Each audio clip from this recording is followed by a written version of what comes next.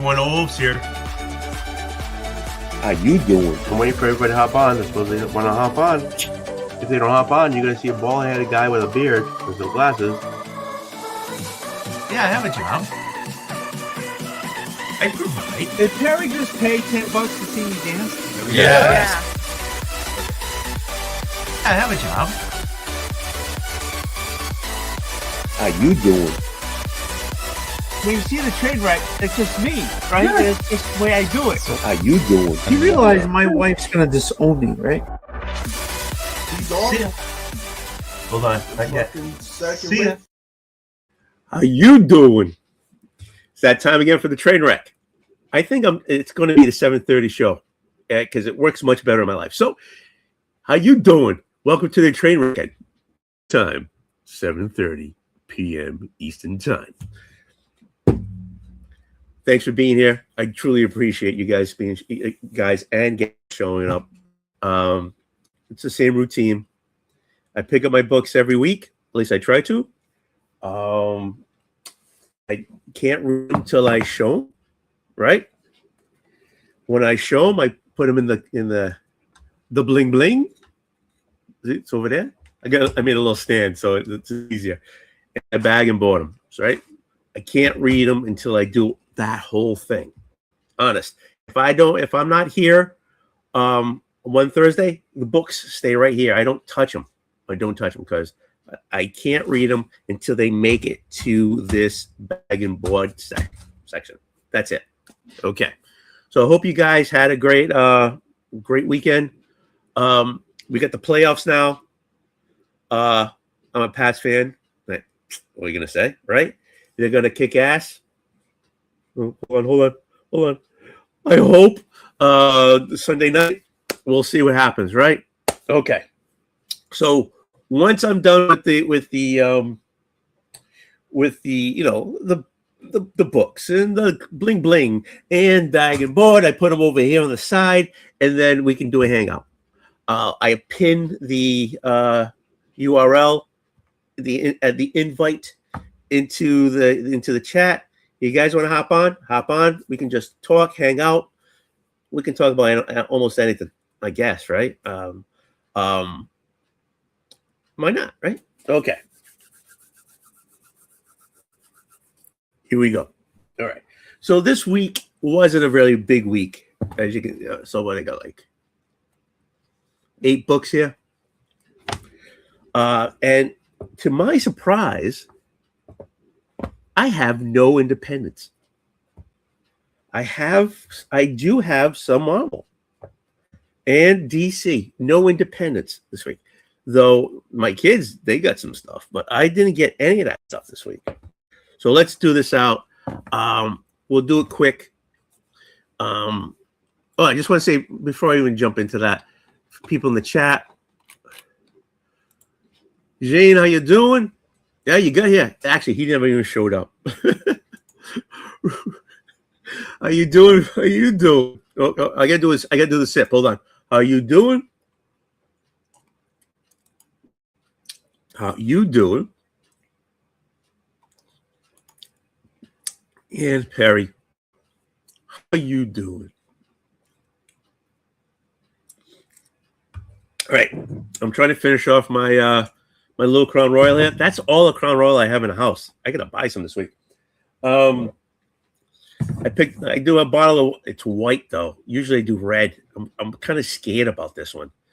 But it's Portuguese wine, same company that I get the red from.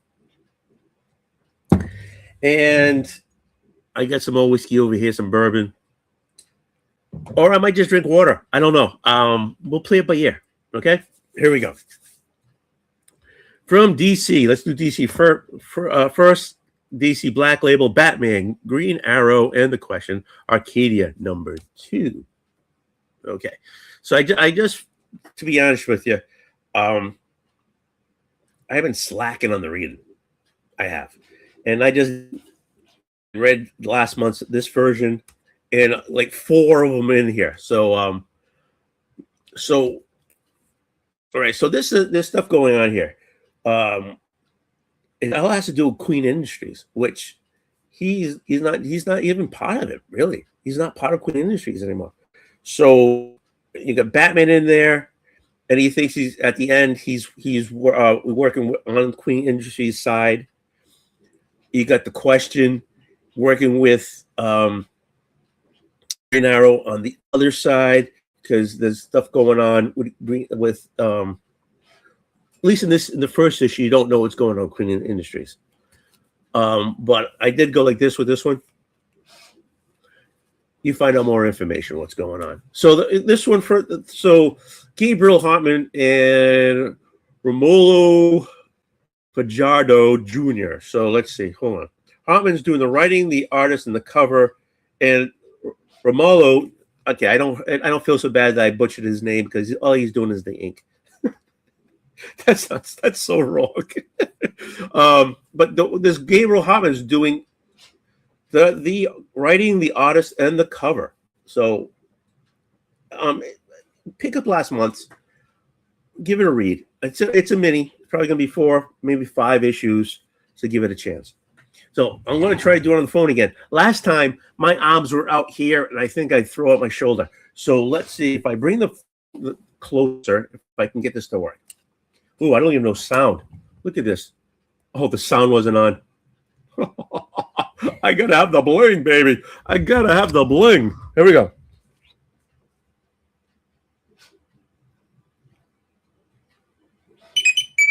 There you go. That's kind of lame. I think I need a new sound. How you doing? Oh, I still got how you doing going on here. Gordon, how you doing? Oh. How you doing? What about the Herculoid, Space Ghost, and Wolverine? Wolverine came out this week. The Herculoids haven't come out in a while, and the Space Ghost, I think, is maybe next week. And to be honest with you, the Space Ghost I haven't been reading. I've been given. That's when I'm going straight to my son. He's reading those. The Herculoids, they haven't been out for a little while. The first arc or the first run ended. And they haven't popped up yet. Oh shit! I can't do that. I'm going to read this one. And the Ghost and the Space Ghost, I've just been getting it from my kid. To be honest with you, going, I'm not gonna lie to you. It's good to see you too. All right, next one, Ultimate Superman. Okay, so him and Ra's al Ghul, they battled it out, and Superman won. Of course he did. Because guess what? If he didn't win, then there wouldn't be a number 15. Yes, I still got the look right here. There's number 15 right here.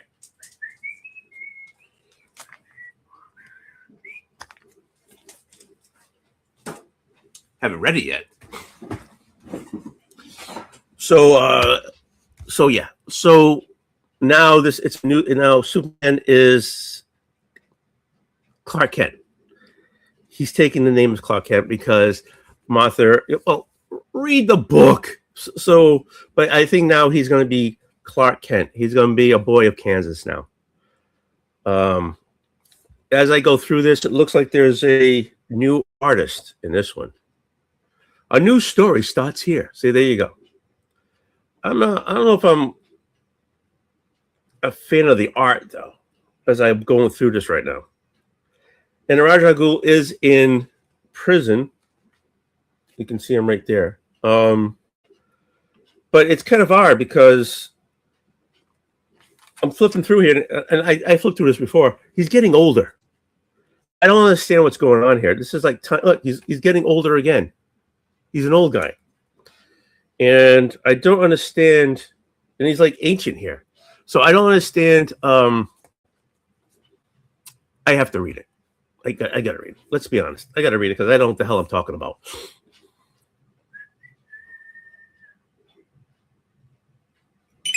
Okay, my arms aren't this long. Why does it take so long?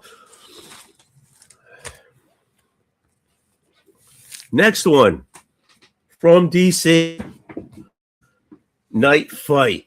Okay, so this is number 3 of 4. Hot diggity. Hi, Kenneth. How you doing? How you doing? So in this one, okay, so he's got the mother box type of thing, and he was fighting the KOs, which I'm not reading. And I guess he died. He was going to get killed in the KO, but the mother box took him and put him, and now he's fighting all his sons. I guess each son has become a Batman, so it's like a different reality. You know, Dick Grayson is one, Jason is one, so on and so on. And this one, no, there you go. So you got so you got Red Hood here, no, here, and you have Dick Grayson there.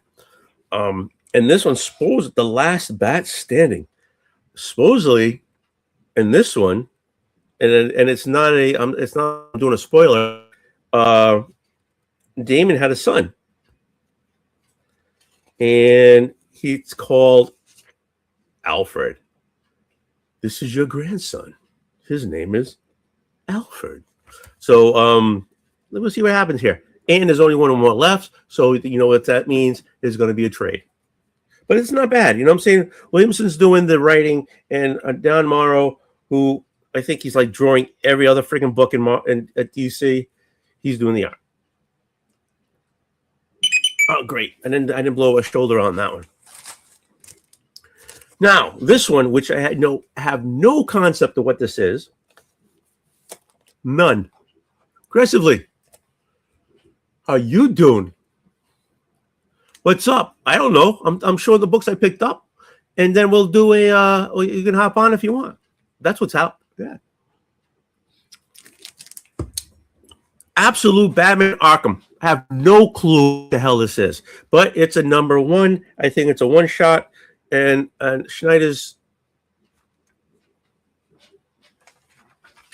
This is Doctor.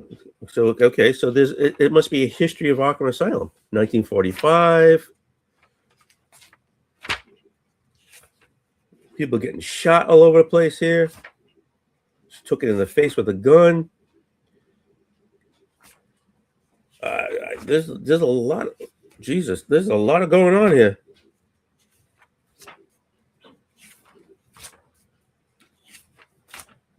People on fire. Oh, there's a teddy bear. Oh, people all over the place being on fire. Arkham M now. Okay. A history of Arkham. That's what this is. Oh, and a tray. There is a Deathstroke.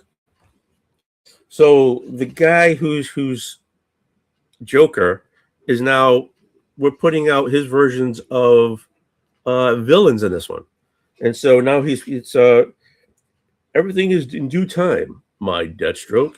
So now we have an ultimate we have a absolute Deathstroke now. Hey, it's gonna happen, right? I guess the banking, the banking on this absolute universe. The betting everything on the kitchen sink on this puppy. Last one from DC is Batman #5. Okay, so the last one was the Minotaur. You know, he's running the crime syndicate of Gotham, right? He's even got the police commissioner working with him, and the guy's got 7 fingers on one hand. What would you do with 7 fingers on your hand? Anyways, so now we got a new character here, Ojo. The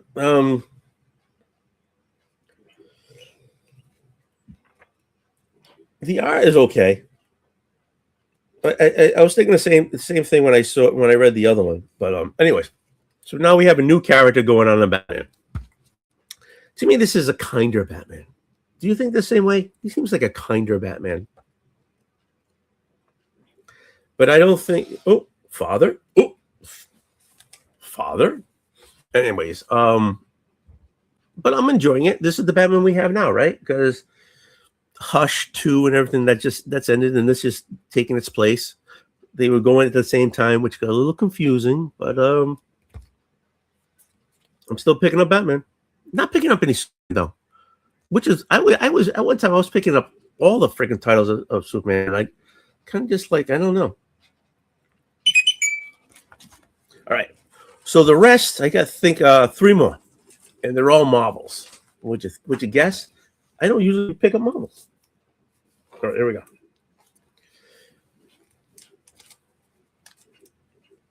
Okay.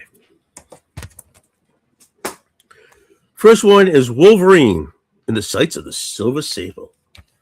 I guess are they trying to bring it back? I mean, they did the same thing with Nightwing.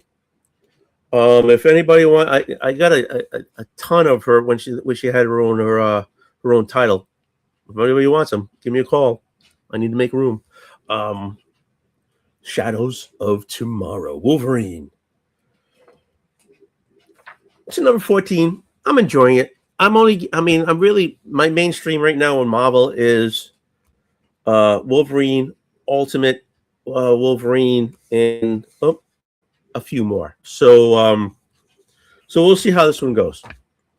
Oh, hold on, I'll get my glasses. I can't see anything here. How you doing? Are you sipping? Are you guys sipping tonight? I don't care what you're sipping, but just tell me you guys are sipping something. Dude, hop on. I need to thank you for that Daredevil. I got the books. You threw some extra in there. Thank you very much. I said thank you already, but I want to say thank you again. How you doing? Me search on fire. Can trade wheel, Sacred Rock, and Teriyaki Kyugo. Call me. Okay. I will. Kevin, how you doing?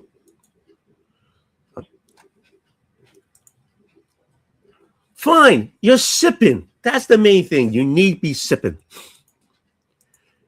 And are you sipping there, Wang Boo? Wang Boo.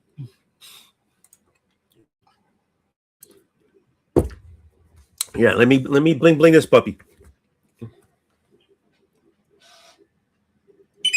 There you go.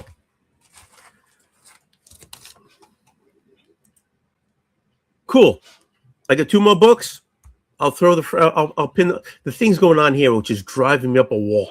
Okay. I got YouTube going on here, and I'm watching this way, watching me talk and waving my hand. Now, right now, we're both waving the hand at the same time. It's screwing me up. Honest to God. Oh, he froze. Did that mean I froze? Oh, no, he's still going. Now he's still talking.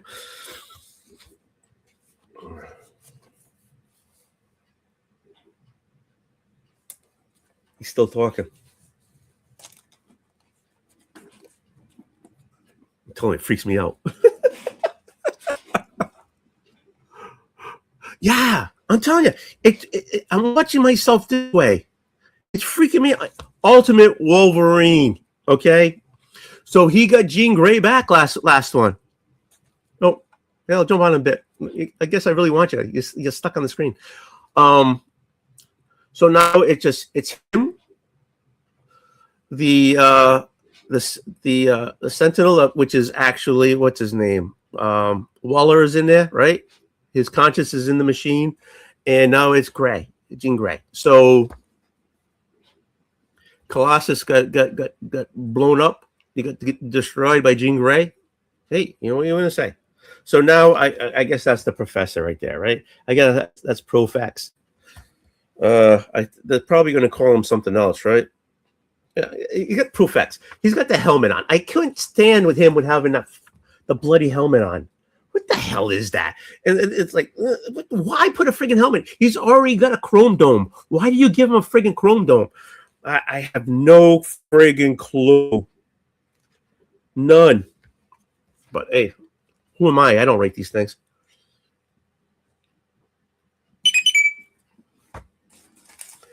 Last but not least is also a Marvel book, but I'm behind. I haven't read the one before this. So I can't really give you a...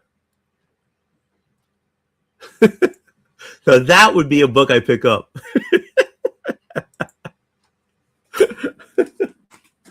I don't think the real Mark Spector needs a therapist. No, I know I do. Who am I to speak for him? I know I do. Spider-Man Noir. Okay. So this is when the first volume came out. I really I was kicking myself in the ass because I missed out on it. Because I like noir. I like 30s and 40s, and this is kind of goofy. This is not what I expected. Dude, they had the guy with hot boil. He had a on his head. I don't know, but anyways, I didn't read last month's issue, so I'm a little behind on this one. Okay, so let me add those 8. That goes through the thing. This comes over here. Okay, I gotta read this one. I gotta go easy because I bite the current ones and they're kind of a little tight. Okay, so let me do this. Let me do here. Boom. Copy. Hey, Spidey, how you doing? Paste here. Do that, and I do this, and I pin it.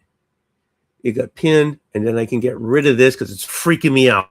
Okay. All right. That goes there. Actually, I want to try this wine. I'm not a big white wine person because it tends to be sweet, and I'm more of a dry and salty. Okay, and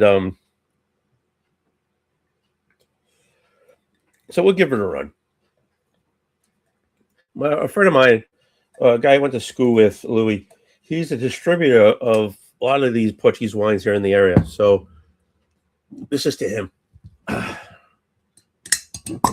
All right.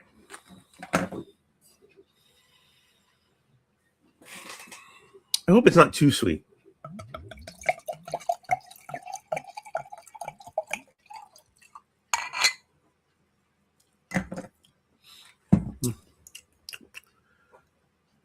Really?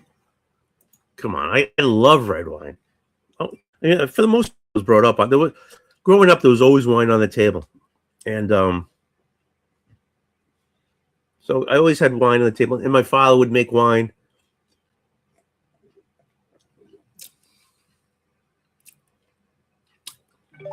Actually, it's not too sweet. It's pretty good, actually.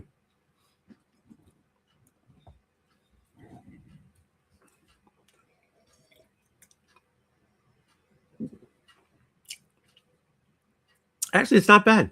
It's not bad at all. All right, let me push this over there. The phone goes over there. I took off the sound off of that. Boom. So we're all set. So thank you for the 6 people that are watching me. Which one do I go to? Which one? I'll put this one down over here. I'm running out. I'm running a little there. Wow. It went 5 to 6 and 5 again. I guess somebody saw me and got scared and they hopped right off. So, yeah, so that's all I picked up today. I'm way behind on my reading. Way behind. I picked up a new. You're gonna see the back of it though. Oh, I picked up a new 3D printer. The thing's so tall, it almost touches my ceiling because I'm in the basement. I got that going. Okay, so put me closer like this. Push that down because it looks like I'm fat, and I'm not that fat. I lost a lot of weight. So, all right. So, how's everyone doing here? So, did you guys pick up anything? How you doing? Yeah. You know, too bad you couldn't find out who the 5 people who are watching you are. That way you can say, "Hey, how you doing?" But and if you're shy, they don't say nothing. So, oh, here we go. Aggressively. There we go. It's fun to narrate your wife when she comes in noir style. She walks in hot. Undercurrent rage immediately upon hearing your narration. Shoulders slumped. She says, "You are doing it again." I feel your pain. Oh my! Oh my! Oh, okay. How you doing, my love? I'm great. How you doing? I'm doing great. I'm doing better that you're here. Good. Good. So how you doing? I'm Don't. okay. All right, Shiloh. Don't worry. I'll pump you on. I just want a few minutes with Cliff. Okay. Okay. Good. I only got a few precious minutes with you, so let's make them count. Okay. Why? Where you going? I got a lot going on. We got company, my mom, blah blah blah. Like, and you hopped on just for me? I hopped on just for you. Oh, sorry, I missed you last night. I couldn't hop on last night. I'm sorry, I missed the Council of Comics. Yeah, Mark Spector. Yeah, he's in the house. He is. I don't know why. Whenever I think of him, I just think of him as swimming and diving. You know, he's in good shape. Have you ever have you met him? Yes, once briefly at Terrificon. Ah, there you go. And he's like, "Where have you been?" I'm like, "Where have you been?" So if we do Terrificon, I don't know if I'm going this year, but if we do, I owe you lunch. You don't owe me anything. Yes, I do. Yes, I do. I owe you lunch. Oh, no, you don't. Yes. Well, okay. I owe you lunch, but you can pay for your own meal. How about that? That way, it's simple. There, we just sit together. Is if you're taking me to lunch, you're taking me to lunch. I mean, that's like no.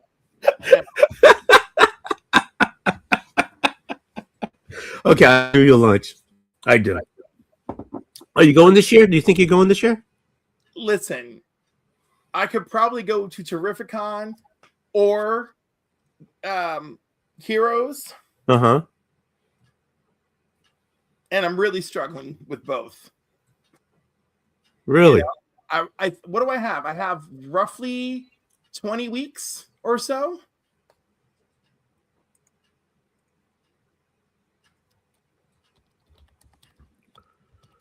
For Heroes or for Terrificon? For Heroes. Let's see. We have 155 days, 22 weeks and 1 day. And that's the one. Where is that one? Where's that one? Charlotte, North Carolina. North Carolina. There you go. Look. You can do Heroes anytime. That's not true.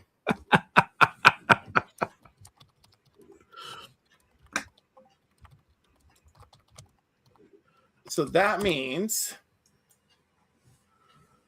without working side gigs into it, I've got 11 paydays from now until then. Can you do it? Right, but I also want to go to the 3 Men in a Basement thing. I also want to go to King Con, you know. Where's King Con? In New Jersey. It's a day trip. Yeah, for me too. It would be a day trip. Well, yeah. Be like what, like 5 hours for me? Yeah. So between now and June 12th, I could probably save $1,600 if I'm lucky. Nice. Wish I could. I bet you could. Compared to me, I'm the one working in the lower digits over here. I have 2 kids, a wife, a dog, a mortgage, feeding them, heating them, all that stuff. You know what? Put everyone on a damn diet. So anyhow, why are we eating glass noodles and eggs? Cliff said we're all on a diet. We're all on a diet. Protein.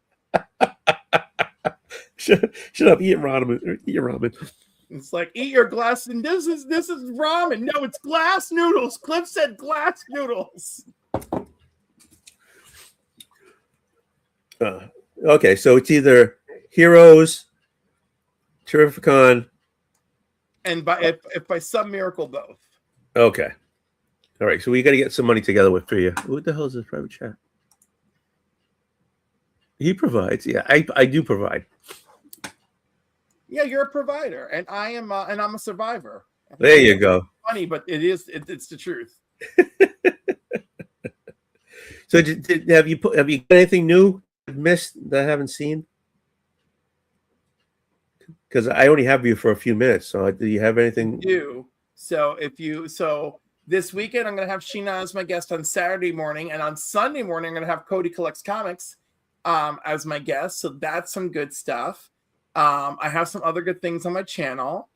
You can also check out the last Black Crown Comics Sunday night. I was there. And yeah,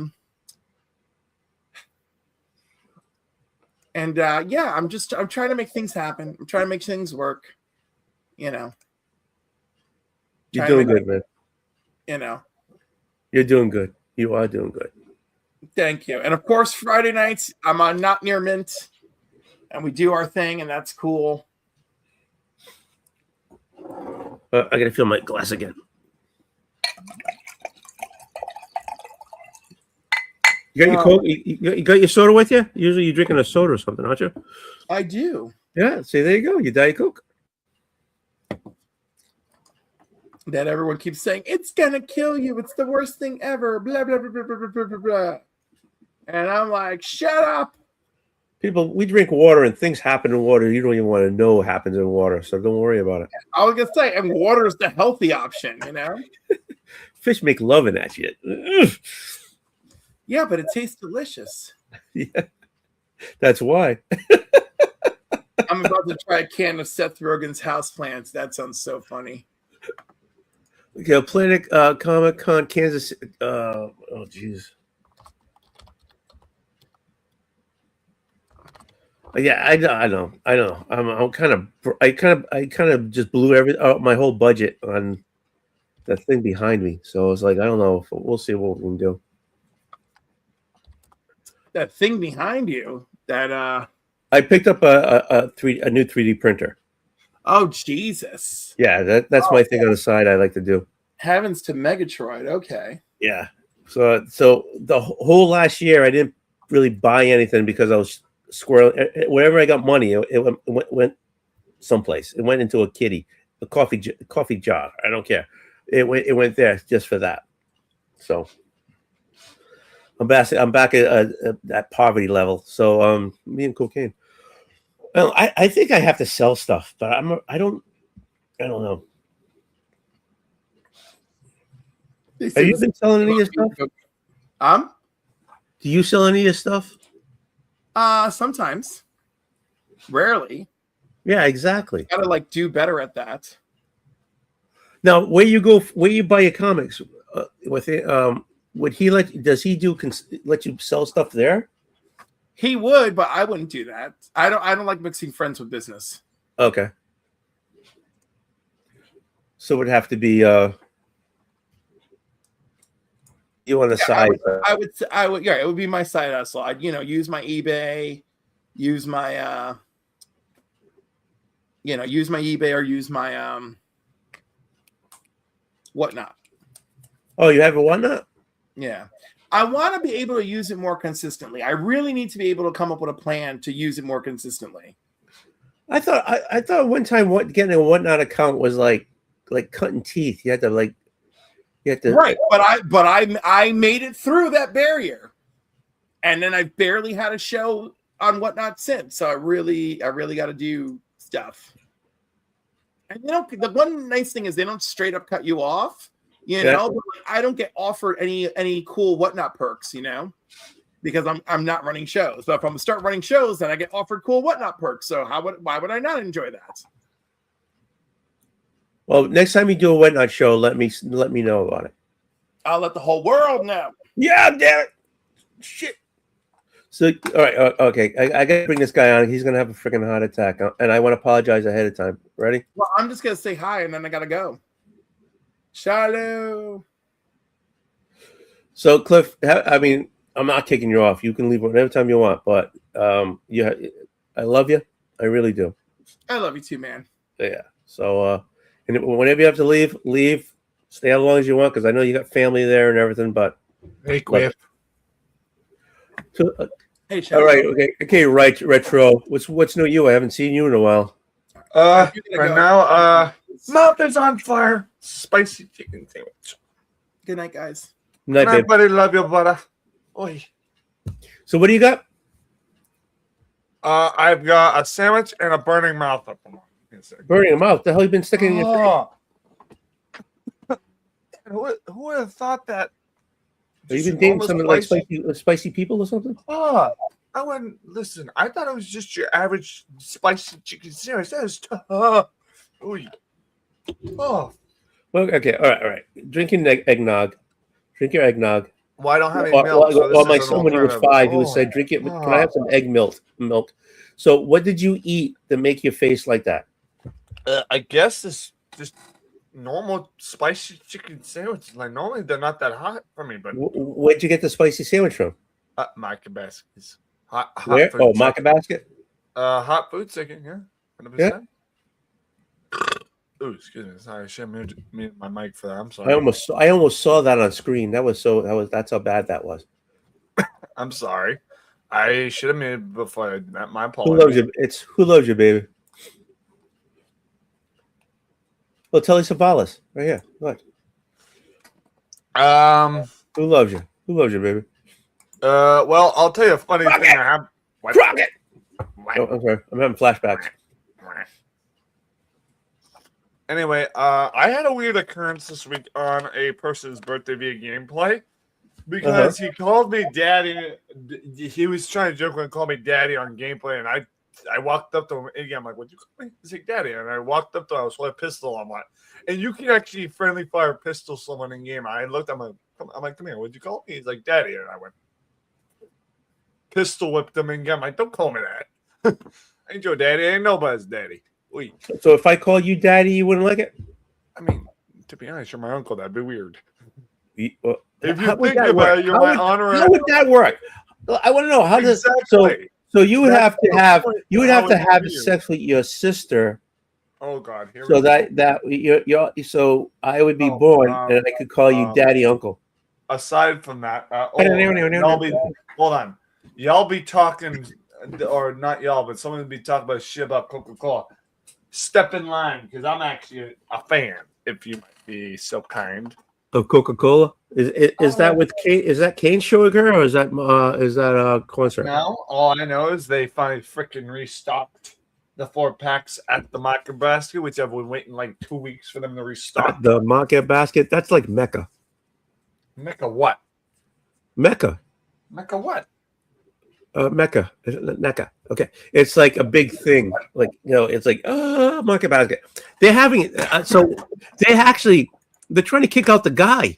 Did they kick out the guy? The guy? You mean the guy from Spike It's 3D Game Over? Because there's always the talk about that guy. No, the Market Basket guy. Where have you been? You just shopped there. You don't know. It's like a soap opera in that store. Literally, who is the guy? The guy who ran Market Basket to make it the beautiful place it is. His family's kicking him out. What? And they want to. The idea is they want to get rid of him so they can sell it. They can sell it. He won't sell it. Mother. Oh, who's the guy? Hold on. He runs it, so he's like CEO or whatever. Yeah. So Arthur T. Demolis. Okay. So. He's getting his family are kicking him out.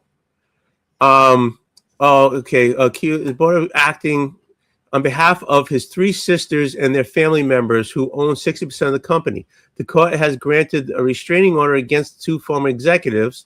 Oh, it's like a soap opera. Market Basket. Where have you been?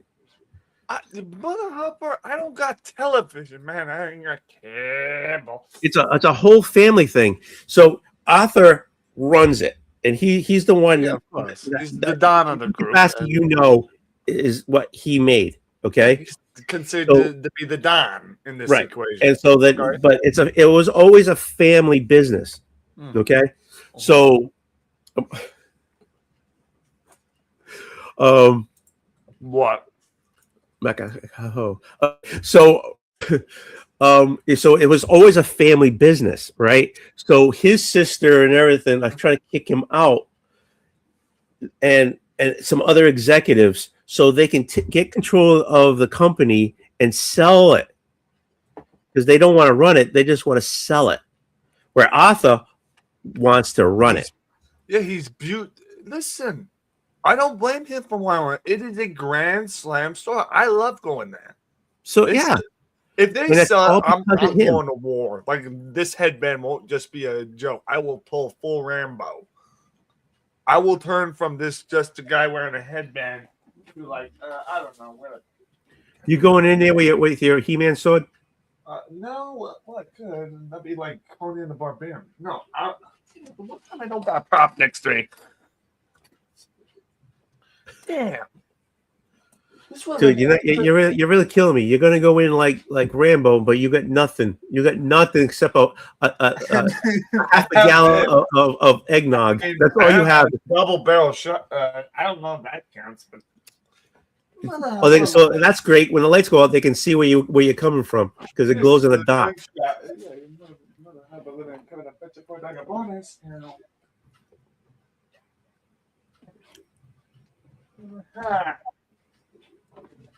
How many weapons do you have underneath your freaking desk? That's what I want to know. Jesus Christ, can't pick one. I mean, we call that weaponized autism where I come from. Bink. I told you I'm nuts. I'm AWOL on it. How you doing, Benny?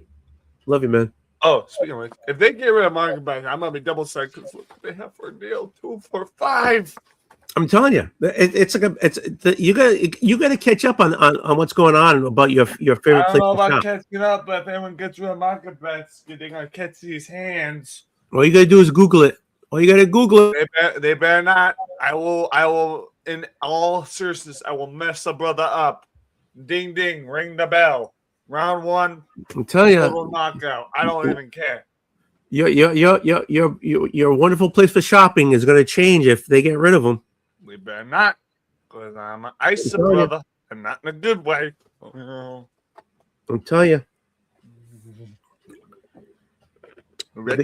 His sisters want to sell the whole kit and caboodle. Everything. It's going to change I don't know everything. about kitten and caboodle, but I'll stick a cat on him and not in a good way. I'll stick my mom's cat on her. On this. Oh, I don't want to hear about your mom's cat. No, like her fucking house pet. Oh, sorry, Rachel said no. I'm not monetized. Don't worry about it.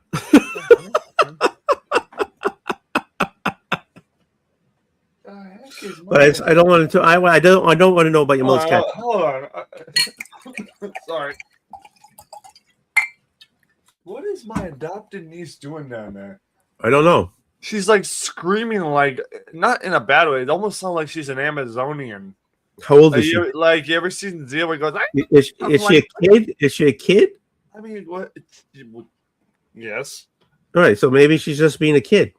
Well, I'm glad I have a sword next to me. I mean, if I have another form of Xena in my house, I'm like, stay the fuck back. Oh, now you pull out the sword. Now you got a sword to pull out to be Conan. Bathed in the blood of my enemies. It's gonna happen. Back up. Gonna happen. Oh, dude, actually, the outfit you're wearing, I'm expecting you to pull out a Fender and just do play some, I said you did that. No, I'm considered the road warrior. Oh, you're the rogue warrior. Okay. Like the type of movies where you see those 80s style rock stars, but they carry battle swords, everything. The whole barbaric look. Yeah, it's all apocalypse stuff. Everybody's got swords and have all these doom buggies all over the place. But where did they get the gas from? I do not know. They're driving doom buggies through the. It's funny you say that because you're literally describing one of my favorite games I grew up playing. It's not even just retro like back in the day. It's one from the early 2000s into the 2000s. Teens. Hold on. Can I throw something out there for you? You can throw it. You got a glove? I mean, okay, go. You can throw it. Go. I don't have like a baseball mitt, but these count. Okay. Well, if you're gonna throw, you got to catch. Well, let's hope your bones are strong enough. Mine sure are. So what are you throwing out there? Hold on, I gotta find it first. I gotta find a good ball to throw. That's what she said. Sorry, forgive my voice. I'm also recovering from being sick. Oh, I hate when that happens. Speaking of Sylvester Stallone, I made a joke earlier in the week when I was sick.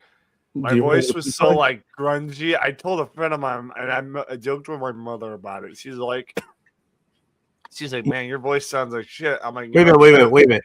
You made a joke about Stallone to your mother. No, it was referenced to a Stallone movie. A Sylvester Stallone movie. You know how my voice was raspy and sounded like crap? Well, I sounded like Rocky's trainer, Mickey. Like, you gotta get him good, Rocky. Aren't they all there, Spider? Aren't they all? My mom, I made my own mother laugh with that. She's like, huh, you sound like Rocky's personal trainer, Mickey. It was funny because Mickey, he's so fine. He's so fine. It blows my mind. No, not Mickey. that Mickey. Mickey. You got all right, I shared it. There's Dude, okay, right here. That is a game called Brutal Legend. The one who voiced that character is none other than Jack motherfucking Black. Really?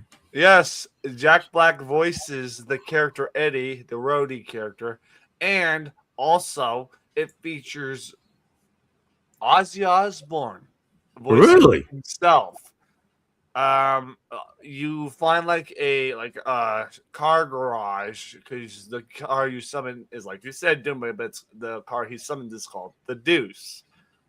The guitar that the character's holding, the V guitar,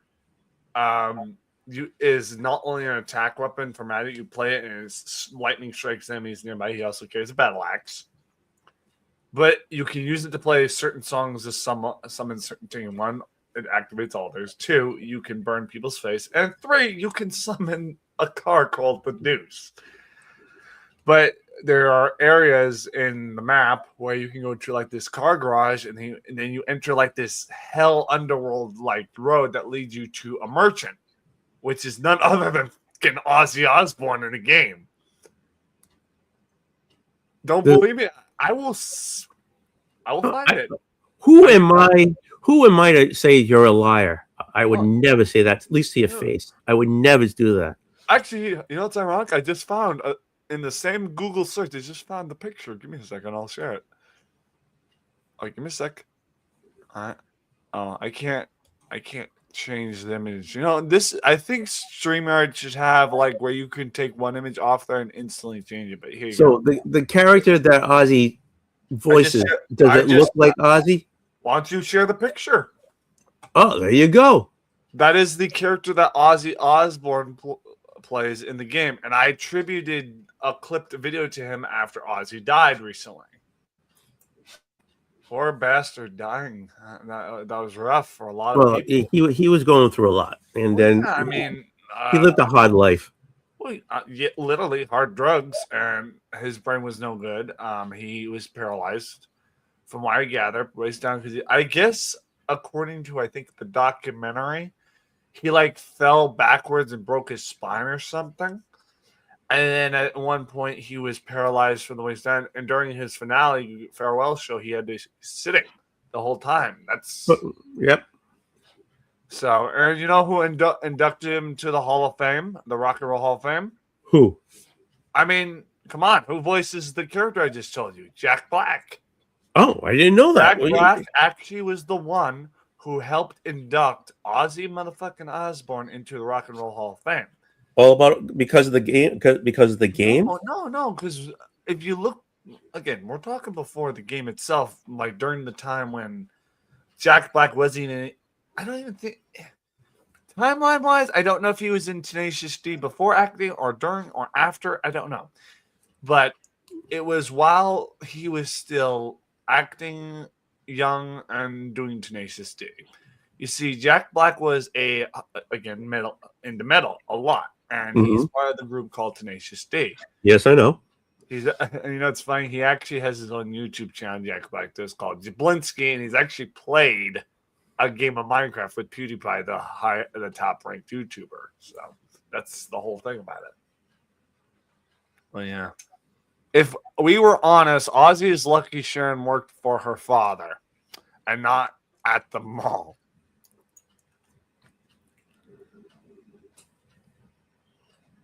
I wish there was a way you could animate my face and put like equations coming out because I'm trying to figure that if that's a joke or if he's trying to pull facts. Damn it. You know, this is another thing I think they should add this StreamYard where you can add animations like see equations coming out and like yeah. So keep going. You give me some history here. Yeah, well, yeah, Tenacious D. You know, that's where Jack Black started his music career. Yep. Tenacious D. He has a song on the Tenacious D channel called the Greatest Song in the World Tribute. Yep. And it features him in his burqa. The funny part to this is in like a Foo Fighters music video, they were featured in as like background cast on. I'm trying to think of what the video was. It was something to do with like the Foo Fighters controlling an airplane, and like Jack Black and his friend Kyle were featured in it as like cameo like actors to help with the music video be funny. So, but that's besides the point. Like him and Kyle, his bandmate, the only bandmate I know of, Yep. of Tenacious D, they were kind of a dynamic duo of the metal verse. Yeah, they were both the front men. They were both the band and they were the front man and the band in itself. Right, but there was more than. But a band just can't be a guitarist and a singer. Well, yeah, of course, it's a dynamic duo partnership. Yeah. That's something you go to the restaurant at 10 o'clock and they have that on a Friday. Yeah. So yeah, it was cool. It was cool to see them go this route. But the part of it that's heartbreaking, you're talking a fucking legend. We're not talking a famous celebrity. We're not talking about the diehard celebrity stats. How am I gonna put this? Ozzy Osbourne, and I will say this, anyone else who thinks otherwise can suck my left toe. Because I agree with Jack Black on this one. Other ones who are going to be dreadful about this. Ozzy Osbourne, he was the person that defined and created a what's the word? A genre of metal. He's the one that started it. That's why he's known as the Lord of Darkness. Or what is it? Prince of Darkness? Prince of Darkness, right? Yeah, but are you saying he was very high? He was very because he defined the art. He defined the dark era of rock and roll. He's the one that defined it, created it, etc. Because the rock and roll used to be hippies. They played their actual rock and roll like band music, and then of course you had yours truly, Ozzy Osbourne, who took a dark spin on it. Like, the whole maniacal, methodical gothism of it. The bats, the skulls and crossbones. Black Sabbath, yes, thank you. Highlight that. What Airspire just put. Yeah.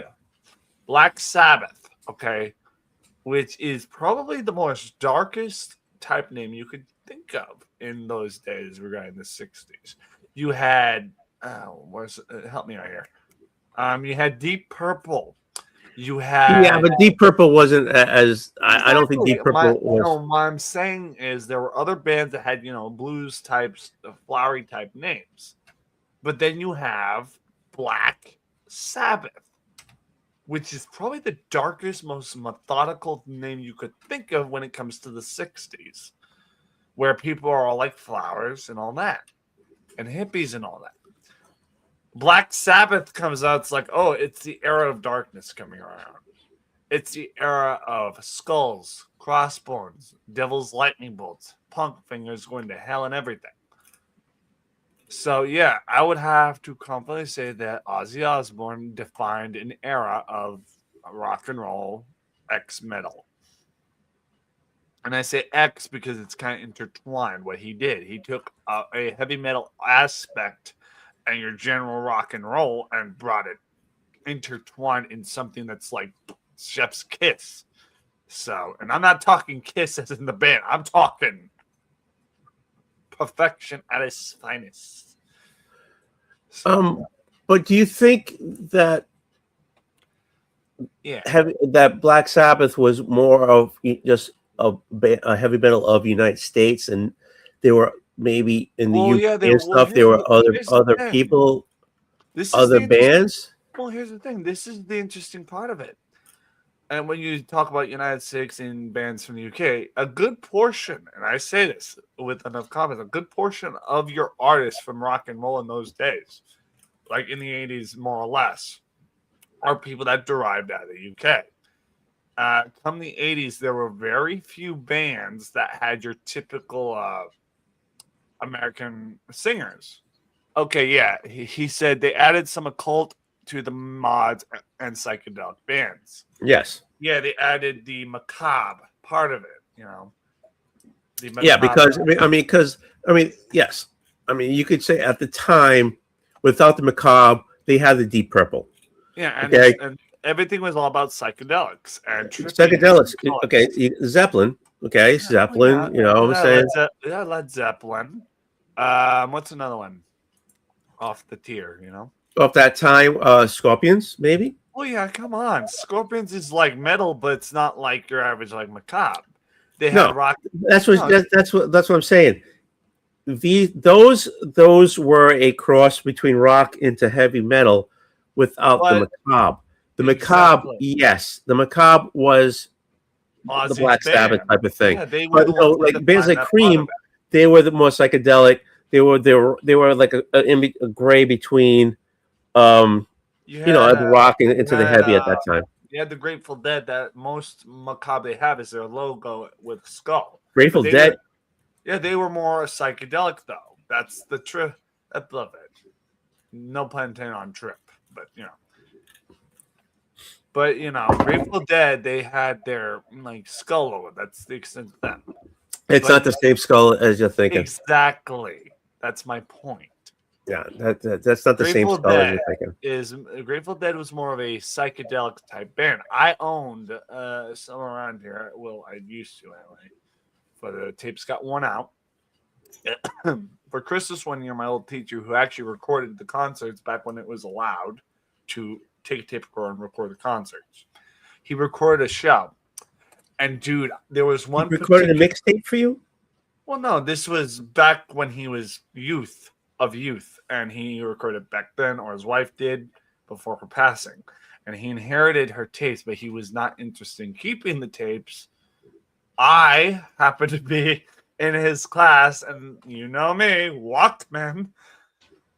He saw I had a Walkman. He's like, dude, you're one of very few kids. And I've heard this before from you guys. He's like, you're one of the very few youngins that's interested in this stuff. And he looked at me, he's like, you're one of the very few students that's young that's even into this stuff. And I'm like, yeah, what's your point? He's like, well, tell you what, I've got some tapes at my house that you can have. And again, you know, teenager, I'm thinking, you know. But he's like, no. They're band tapes recorded by public shows. I'm like, all right. He brings away. He's like, how do you feel about the Grateful Dead? I'm like, and again, you got to remember, I wasn't too well educated on certain bands. I was known for a knowledge of, the typicals like, Black Sabbath, Godsmack. Okay, a little lore behind my little love for metal, since we're talking on the subject. First, let me get this image I was sharing out of here, since we already talked about it. That's old news. So, Oldwolf, you want to hear a little lore about me? I got into like loving rock and roll and metal. Lore? Yeah, a little backstory on me, how I love metal and how I got into loving it. Okay, so keep in mind, okay, free surf.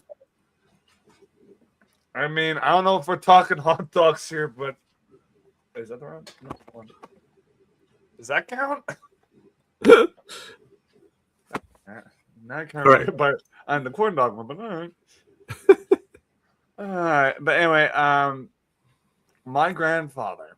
Okay, he's not my biological; he's a step, but we always will know him as our grandfather because our real grandfather's kind of a deadbeat, never met him. But anyway, the grandfather we grew up with, DJ, Grandpa DJ, he was, again, big metal fan. He loved heavy metal, loved rock music and all that. when we would drive in his car to like school or doctor's appointments or etc., he had in like his like how back in the day they had those car compartments in your car that had all of the place for CDs where you could stack the cases and all that. And Yeah. Well, he had like a little what is it, conduit or whatever that had all these like CDs, like Godsmack, Metallica, Black Sabbath, all this stuff was in his like compartment or the conduit in his car. And he says, "You kids want to hear something really cool?" The first thing I guess he pops into the CD player. I don't remember if it was either the Godsmack album, no Voodoo, or if he put in the Metallica Black album. I just know it was one of the two, and we put them both at some point. And dude, us kids, we had no idea about this stuff. We were young. You gotta remember, we were young and didn't indulge much. It's just funny that you were young and this step uncle, grandfather, whatever I was young and he's putting CDs in. That just blows my mind. I was young. Well, I was young and they put 8 tracks in. Yeah, I know. I should have just said younger. I'm sorry. Love you, buddy. That's all right. No, it's all yeah. I was born way before you. Don't worry about it. If you didn't want to get targeted, don't put old and wolf.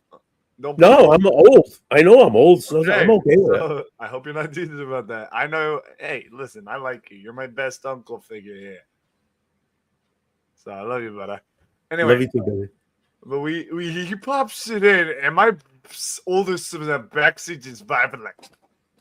And me and my sister are in the backseat again, youngins. We're just sitting there looking at each other. I'm sitting there trying to vibe. My sister's too young to even understand what's going on. My youngest is, she's like, we're doing the toddler face, like, and I'm like, wait, how old was she? I don't remember, but I know she wasn't old enough to be in school yet, like the school we went to, elementary.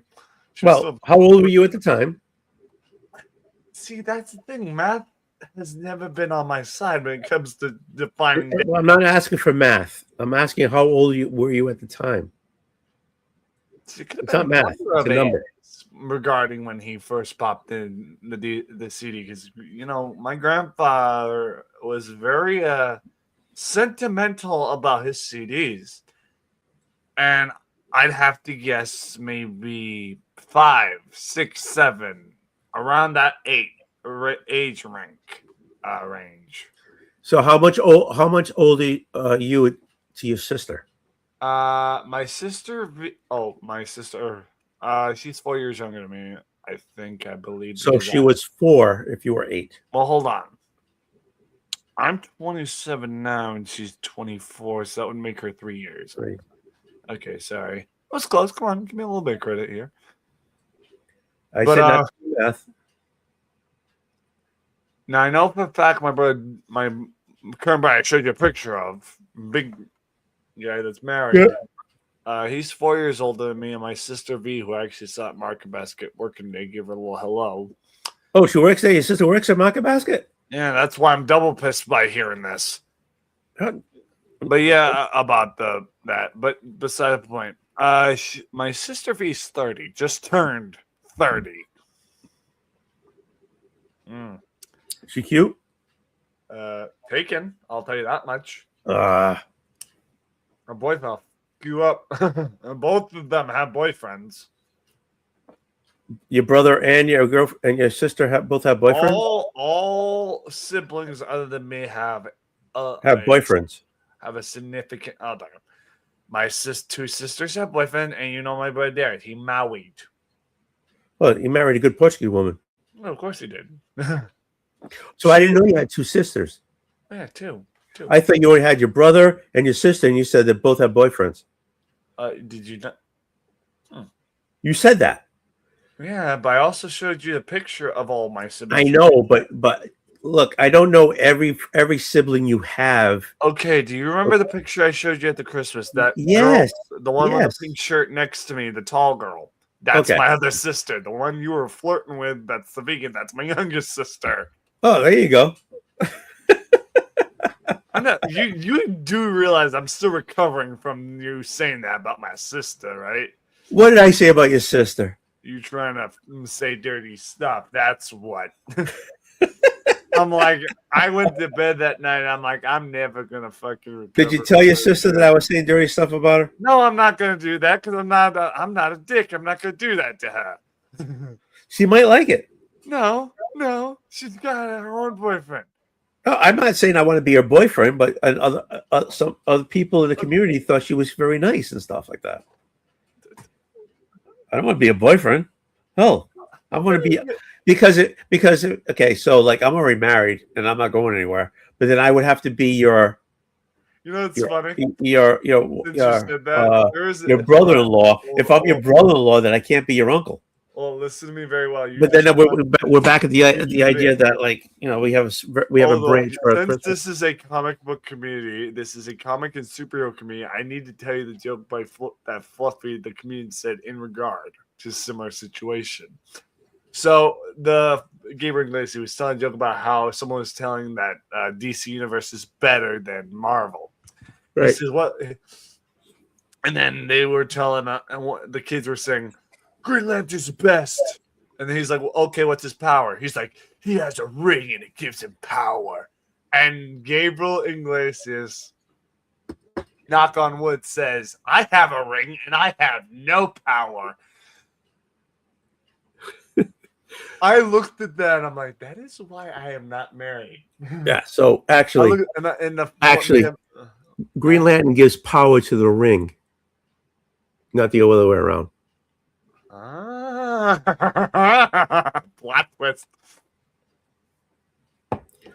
Green Lantern's will gives power to the ring. You know, it's even worse than this. That's not the other way around. That's the worst situation. I was in a room playing on Fall Guys, and then my mom. This is when I was at home. I was playing Fall Guys with a friend of mine. And there's a Fall Guys costume of a skunk. And my mom walks in just as I'm saying, oh, you're so beautiful. There she is, my fur goddess. And my mom comes around the corner at the worst possible time. And mom looks and she's mom's sipping on that. She turns around, she's like, what the hell are you doing? And I stop, I'm like, turn around and I'm like, hi, Mom. She's like, hi. What game was this? Fall Guys. Why does Fall Guys have a guy like a skunk? Skunk costume. Isn't Fall Guys like Lee Majors and he's a stuntman and the whole 9 yards? I mean, that would have been the movie or something, but hold on. No, it was a TV show. Well, no. Before you were born. Hold on. I'm gonna tap in on this. Give me a sec. Heather Thomas. Who was the other guy? There was three people in there. Hold on. Heather Thomas was the shit. I got she you. was the shit. Yeah, on that thing. My guy. Now she's old enough to be your grandmother, but she was the shit those days. Lee Majors is yeah. I mean, that's the female. She's a female. I would have thought Heather Lee Thomas. Majors. Look up Heather Thomas. Are you sure? Oh, I'm sure. I thought Lee Majors was like the guy from $6 Million Man. Yes, he was. Okay, I'm so fucking confused. Oh yeah, Douglas Barr was the other guy. Well, look up Heather Thomas in 1980 because the show came out in 1981 to 86. Why don't you share that real quick? What the hell is that? That is from the game Fall Guys. Oh, okay. Yeah, that's not the same game. That's not the same Fall Guy I know. Yeah, and that Fall Guy has never been released as a game, homeboy. You're alive barely. Why you're just alive? Hop on. I mean, all right, okay. Retro. Look up Heather Thomas. Well, Heather Thomas. I will, but let me defend our friend Carlito real quick. In his defense, my mom says the same thing half the time. Why? I'm alive barely. Why? Because half awake, they feel like dead half the time. My mom says the same stuff on occasion, so I kind of see where he's coming from to a degree. Heather Thomas went out in the 80s, so I was if it was 1981 to 86, that means I was Herbert Thomas. I'm looking her up. I was 16 years old when that Hold show. on. She was the shit, motherfucker. She was the Dude, even as an older lady, she don't look too bad, actually. I saw her up close. She wasn't that great up close. Well, hold on. She older, even in her older years, she don't look too bad. She's aged like. Oh, don't get me wrong. I mean, dude, she is the epitome of aging like fine wine. She's the true definition. Like the definition. Did you just do that? She's the definition of aging like fine wine. Right. Because let me tell you, there are not a lot of women from celebrityhood who age like that. And she. Oh, don't get me wrong. I mean, if I had a like a fifth in me, and then she wanted to go like, "Hey, how you doing? Hey, how you doing?" Dude, but I mean, I'm not. Hey, I'm not suggesting anything. I'm just saying she aged like fine wine. There are some other celebrities from that era in Hollywood who aged terribly.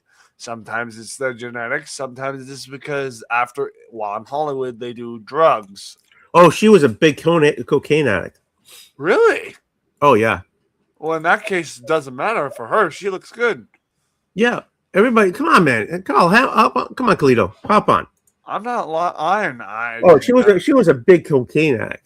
She was really into the stuff. No offense, Oldwolf. A good portion of people from that era, even in Hollywood. Oh, I am not judging anybody like that. I'm just telling you fact.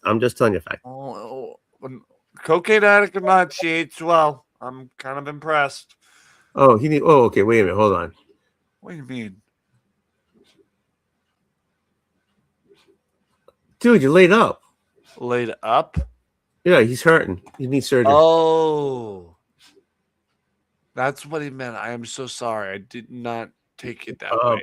Well, read the first line. I never said this crap, but I've been laid up since NYE. Need surgery. I'll be fine. Enough for me. No, it's not enough for you. We're concerned. Sorry, Khalid. I didn't mean to offend, but I thought. No, we didn't know. We didn't know. Okay. Wish you well. Keep us informed. Wolf. Yeah, if he's hurting, don't make him come up. I wouldn't do that. I'm an ass, but I'm not a total asshole.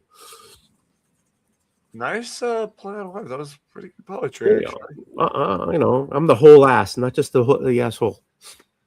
So, but yeah, you gotta watch Fall Guy, man. That was a great show. He actually sang the theme song. Fall Guys. Is it Fall Guy or Fall Guys? Fall Guy. Fall Guys. Stop putting the S on it. I said Fall Guy, not Fall Guys. Well, because I'm from Massachusetts, that's what we do. I got it. Wait. Hold on. Apparently, there's a 2024 film coming out called The Fall Guy. Apparently. Yeah, that came out. Yeah, with what's his name? It gives with a G. Ryan Gosling. Yeah. I've never seen that movie because I don't want to taint my memory. I found the show. It's showing a second season picture, but yeah, I see where you're coming from. Kalito, don't join. If you hop on, I'm going to knock you off. How you doing? My Canadian friend. How's always doing? Hello. Hi. Hey. I missed you. Yeah, I missed you too. Aw. What the hell are you doing? Why aren't you online anymore? Online? Yeah. Oh. We don't see you anywhere. All right, you guys keep talking. I got to go hang a piss. I'll be right back. I was about to ask you if I could more than 3 times is playing with it. You know that, huh? Yeah, it's mine. It's my toy. I can play with it anytime I want to. No. No. You can prick your finger, but don't finger your prick. Dude, I freaking missed you. How are you? I missed you too, man. And let me explain why I haven't really been joining panels in the recent time. I have been recovering from sickness. I caught like a cold. And yeah, well, let me tell you something, boy. It happened right when I came home from said Christmas celebration. And I think I was on Oldwolf65 once when he went live while I was still sick. but I can't remember what week or what day it was, but I still had a raspy voice. But I don't think you were there. I don't know. I don't remember. I don't recall half the things that happened during I was sick. Don't remember because by the end of the night I'd be wrecked on my bed, struggling to sleep. So, but well, welcome to my world. Because I can't sleep. Most of the time, I can't sleep. I sleep an hour, and I'm up for 2. but I yeah, sleep an hour and I a half, was and recovering I'm up from. for 3, and it's like all the time. So, Oh yeah, you're playing what is it called? Sleep tag, kind of like phone tag, but no, something like that. I don't sleep know. deprivation tag or whatever. Yeah, but What do you call it? But just to remind you that Monday, January 26th is my 67th birthday. well, happy birthday, bud. So I expect you guys to be there. Oh, well, you All better. right, I gotta write that down. 27th, 27th, 26th. 26th. Monday the 26th. I have a book here, but for 7 some p.m. god awful reason, I don't. 7 got a- p.m. Yep. Eastern. Yep. Okay. All right, I'll try. I'll try on the 7 p.m. Hey, Yeah, actually, I'm trying to get Todd McFarlane to join. Todd Oh, McFarlane. good luck. Good luck. No. I was daydreaming earlier, and I said, wouldn't it be nice on my birthday if I could get a surprise guest, and it would be Todd McFarlane? Is Todd McFarlane the one that does McFarlane toys and stuff? That guy? Same McFarlane or a different guy? Yeah, he's a Spawn, the Spawn guy who made Spawn. Yeah, and he's a fellow Canadian. Right. Dude. No, His wife was nice. a, I mean, his can you wife was a imagine the teacher. guys in the panel? They'd be like, His wife was a teacher. You know Bueller. Ferris, She was Bueller's Travis's teacher. Speaking of Bueller, And then and the wife would have McFarlane come in and talk to the class. Hold on. There's an actress or something, if I remember. No, it was a movie called Ferris Bueller's Day Off. Damn it. Yeah. Bueller. Yep. Yeah, and isn't that the movie where the guy's like hopping over fences and stuff? Yeah. It had to be that one. It's the most iconic movie scene of any age. That and the guy with the boombox holding it up. Yeah. What a terrible waste of a perfectly good white guy or something like that. I was like, but Travis's teacher was his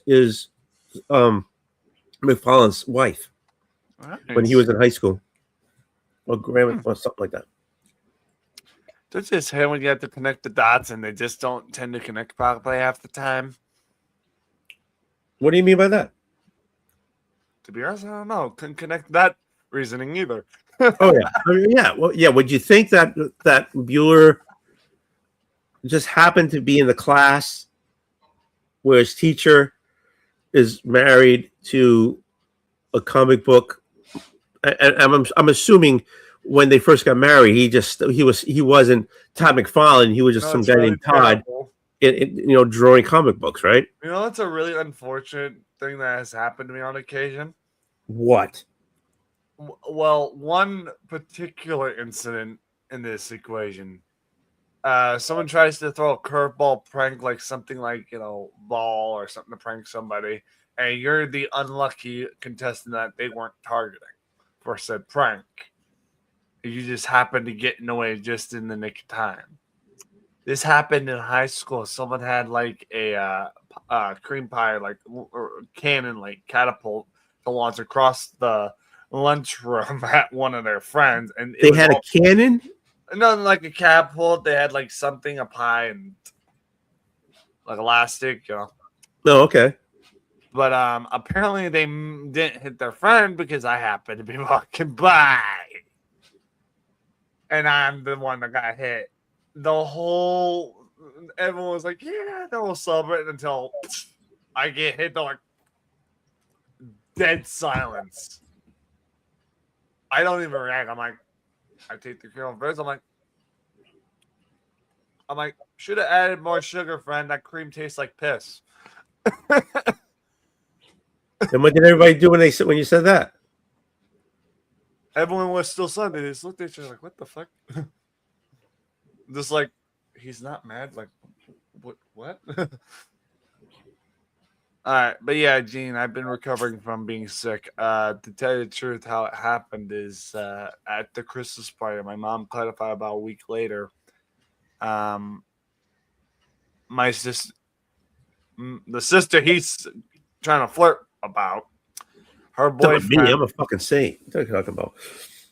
Brother, all we have to do, and all I have to do, is I've done this to another YouTuber of mine and caught him in the act. All I have to do is rewind the stream back, or rewind the stream, take my screenshot app, screen capture where you said it, and then I just gotta come back and say, watch this evidence, and boop, play. Anyway, my younger vegan sister R's boyfriend Kyle.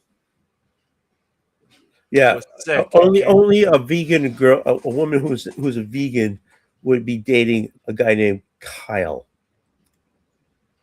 I mean, that's probably why you caught a cold. Why? Because they were vegan. If they had meat in their system, it would immunize them or whatever. Hey, her boyfriend's not vegan. She is. She is. Then how does he eat when they go out? She don't give a fuck. He eats what he wants. Oh yeah, she eats weed. There you go. Grass. Plants are my friends. That's why I eat them.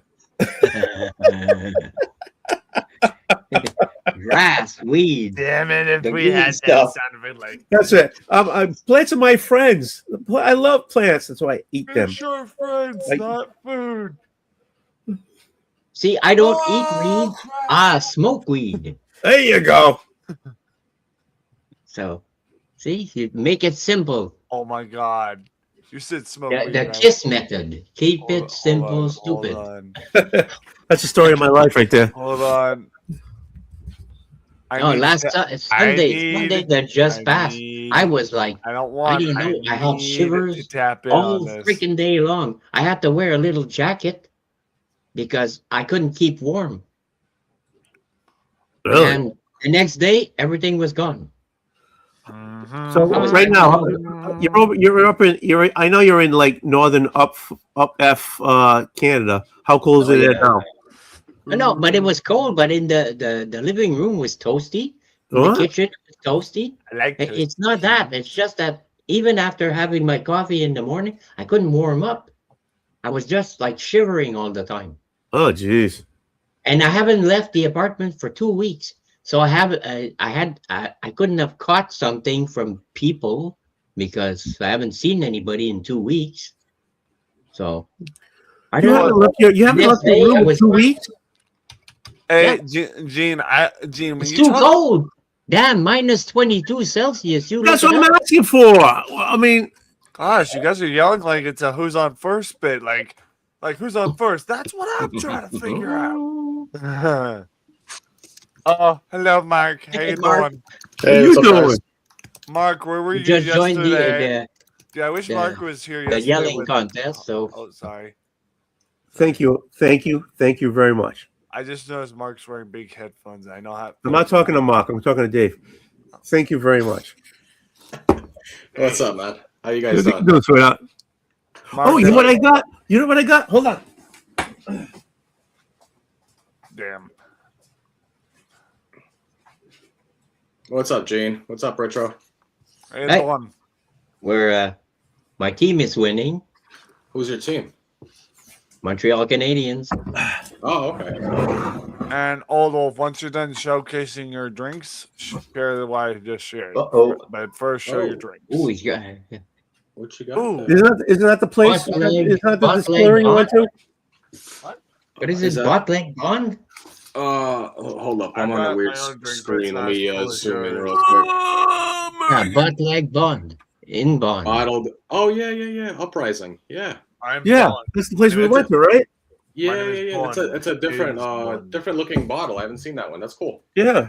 It's American malt whiskey. Yeah, Sons of Liberty, right? That's the place in North Kingston, right? Yep. That's the place that we went to with John and my sister. Yeah. Yep. How's she doing? I've never been to this place, but the first time I go, I have to go to Tony's house. I still haven't been to Tony's house. Tony, I bought a glass bottle too, but it's obviously not as awesome as yours. Don't apologize. You should never apologize. Not to me, at least. Never apologize. Is that baby duck or? Well, hold on, Oldwolf, since y'all be talking about smoking weed and vegans. I didn't say one word about smoking weed. One of you did, and that's all that matters. Share what I just shared. I'm the only one who smokes weed. Y'all want to talk about smoking weed, and we're talking video games. Dude, I remember the days when there was nickel bags. You guys don't even listen. Well, maybe Gene, nickel bags. When it was 2 fingers and 3 fingers. You guys, you don't remember shit. Being in the back of the car with a frisbee, fucking getting the season stems. A dime, a hash, a nickel, and nobody remembers that stuff. I will tell you, since you said nickel, I went to, and then we went metric. It was a gram. So a dime bag was 3. We had a gram. Okay, well, all right. So a dime bag was 3 fingers. Nickel bag was 2. Right. Yeah. So that, but then later on, so nobody remembers getting this much for like cheap money. I mean, actually, it was cheap money. I remember it was a manila little envelope, and it was like the guy would just give it to you. It was a manila envelope, and they just give it to you. And then it's like, oh, and it's like 2 for $5, 3 for $7. They were already. I mean, many times they were pinners, but they were just like thin. But you would pick them already rolled, and it was like 2 for $5, 3 for $7. There you go. Have a nice day. Sorry, just hit my. And I remember when I reached 40 years old. When I reached 40 years old, I would buy an ounce. Oh. Hey. So. And then I was reminiscing when I was 40, and I bought my first ounce of weed, and shit, I remember buying a dime, a nickel worth of weed. What the hell? It was actually it was a $5 bag, $10 bag. It was a nickel dime. Yeah. Y'all are talking math, and you're giving me a headache. No, well, what I was saying when we bought pot when we were younger, it's way different than it is now. And you actually you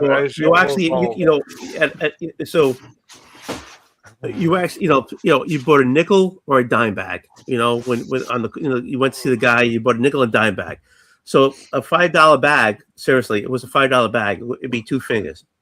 So think of a plastic. Think of a sandwich bag, right? It was 2 fingers. Ziploc. Okay. And a dime bag was 3 fingers. And you paid that for $10. You paid that for $10. No offense, Olaf. This is a little Greek to me. I have to look this up on my own account because you guys trying to explain to me, you're not going to do it by explaining to me because again, it takes so much regarding math to explain to me. I mean this because. All right, it's basically gardening for adults. I'll look it up later just to save you guys the trouble of trying to explain it. Okay? I just picked this up. There we go. Nice. What does it say? Uncle Nearest? Yeah, 1884. It's a small batch. Was it? So we gotta get hold of John. We need another yearly. Let's get together in his house and we just like ransack the cellar. Mark, yeah, I was just looking around at the store, and there's a few different ones I was like interested in. I hadn't tried this one out, we so could see your reflection on the bottle. That was pretty cool. I got a couple of bottles I haven't opened up yet. I got one that I got from I actually got from Scotland. So I got some scotch from Scotland. I have yet. Oh, what the hell Snoop Dogg is? What the hell is this? What's that? That's what I was trying to get you to share. Time to roll you up, nephew. You just turn to the finest flour. Break it down, nice and fluffy. Roll it tight. Fatality. That's smoke, not mercy. Snoop wins. That's what I was trying to show you. That's great. Yeah, I figured y'all be talking weed. I'm like, Rick is buying comics. What could go wrong? I don't know. We were showing my youth just a little while ago. Yeah, you sit in the back with a frisbee because like shit was all full of seasoned stems. I mean, it's all seasoned stems, and you're like splitting it up. Mark, no offense, I don't normally try to ask this, but how old are you? 38. So yeah, I guess it's classified that out of all the people who are currently chatting on the panel, I'm the baby, apparently. Why are you both dropping acid? You think he drops acid? Wait, what? What's going on? You just said you said just Mark about dropping acid. You said No, acid. I said normally I don't ask him these questions. Oh, ask him. I think you were dropping acid. I'm like, what the hell are you talking about? Okay. God damn it. Dave, did it smell that bad or what? Oh, look at you. You look at you. That's why I love you so much. All you need is look out coffee, of a but I got coffee whiskey cup. instead. That's why I love you so much. Doing it real right now. Yeah, we gotta get a hold of John, a Big Daddy. We need to read his cellar again. Oh no, yeah, definitely. Old Wolf, would you sit tight while I go try to locate my bottle opener? Because unfortunately, these Coca-Colas are not twist-offs. Which I really think wait a minute. Okay, hold on. You got a desk in front of you, right? Yeah, but where did you have a bottle opener? You don't need a bottle opener. You can either use 2 bottles to pop it off, or you can use the desk if you don't mind mocking up the desk. And making loud noises for them to hear. Lighter. You can use a lighter. That's pretty good. You guys you today have no imagination. None at all. Like this. You just go like this. It's funny. Sweet. Hey, you know what I got here? This was your package that you sent me. It's one book. I didn't do what you did, and that's why I feel like an ass. I didn't do the one. I sent the book that you had, but Bobby DeGaro sent me. I made him a mask, right? And he sent me some books. I haven't opened it up yet. So let's see them. Hold on, what is Carlito saying? You can use your teeth too. That I can't. No, don't use your teeth. Exactly. My teeth. Don't use the teeth. Don't use the teeth. But okay. There is different ways to opening up a bottle. Okay, you don't need to go run down the kitchen and pick up a bottle opener with their teeth, and even I use this to open up my bottle. Well, yeah, it's a knife. I mean, why not? Easy. But you know. Okay, so Retro, you gotta go and learn what we learned, so you look so cool because the kids today don't know shit. So you know, like us from the 2000s, from my generation, that used bottles. You don't know shit. You don't know anything. You don't know anything. Please, you don't know anything. Tony, you have to open that package before the show's over. It's important. Why don't you? Right, I'll do it. But let Dave go first. It's important. Because, I mean, it's nothing. I have nothing to show, so I need to live vicariously through you guys. Dave, you know what's in there? It's nothing big. I just sent you what I owed you, and I didn't expect to give me the fucking books I gave you. I forgot what book it was, so I know what the series is. I just don't remember what cover it was. And you know what I got to do? I have to start looking for Asthma, the second appearance of the Asthma monster. Oh, the second Captain America book? Yeah. I haven't found it. Yeah, they're out there. So when we go to Big Daddy's, I can hand them out. Oh, dude, look at this thing. You got the well-aged backing boards. You know. Oh yeah, I renews, reuse, recycle. Yeah. Yeah, that's pretty cool. And here's the book. There it is. You said you wanted that one, so I gave it to you. It's a sick cover. I like it. And, then you give me 2 extra books. Oh yeah, so that's what I do. It's a nice little touch. So, right. Whenever time I open the bag goes in the back. Yeah, so they cool. The whole thing. Love it. Thank you. And thank you for giving me that freaking Daredevil. Oh yeah, absolutely, man. Anytime. And that signed Smog Monster. Well, that one was yeah, we had talked about that for a while. Yeah, we talked about that one. Yeah, that was a given. But yeah. Although the reason why I like using this bottle opener on your panel is there's a reason. Why? Guess where it's from?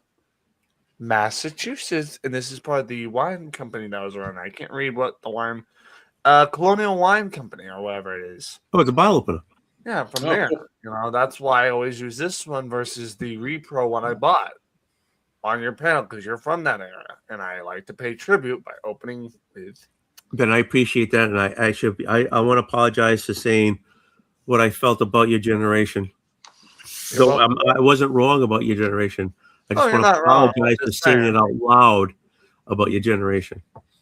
In essence, retro is I'm just a wild sucking. child amongst other things. Not exactly by crafty behavior, but I've done some wild shit in my life. Why don't you just admit, retro, that you're sucking up to Tony there? He's my nephew. What are you talking about? Don't be saying that shit about my fucking nephew. Oh no, That way no. he's sucking up to you. Oh, okay. He's sucking up to you. That's what he's doing.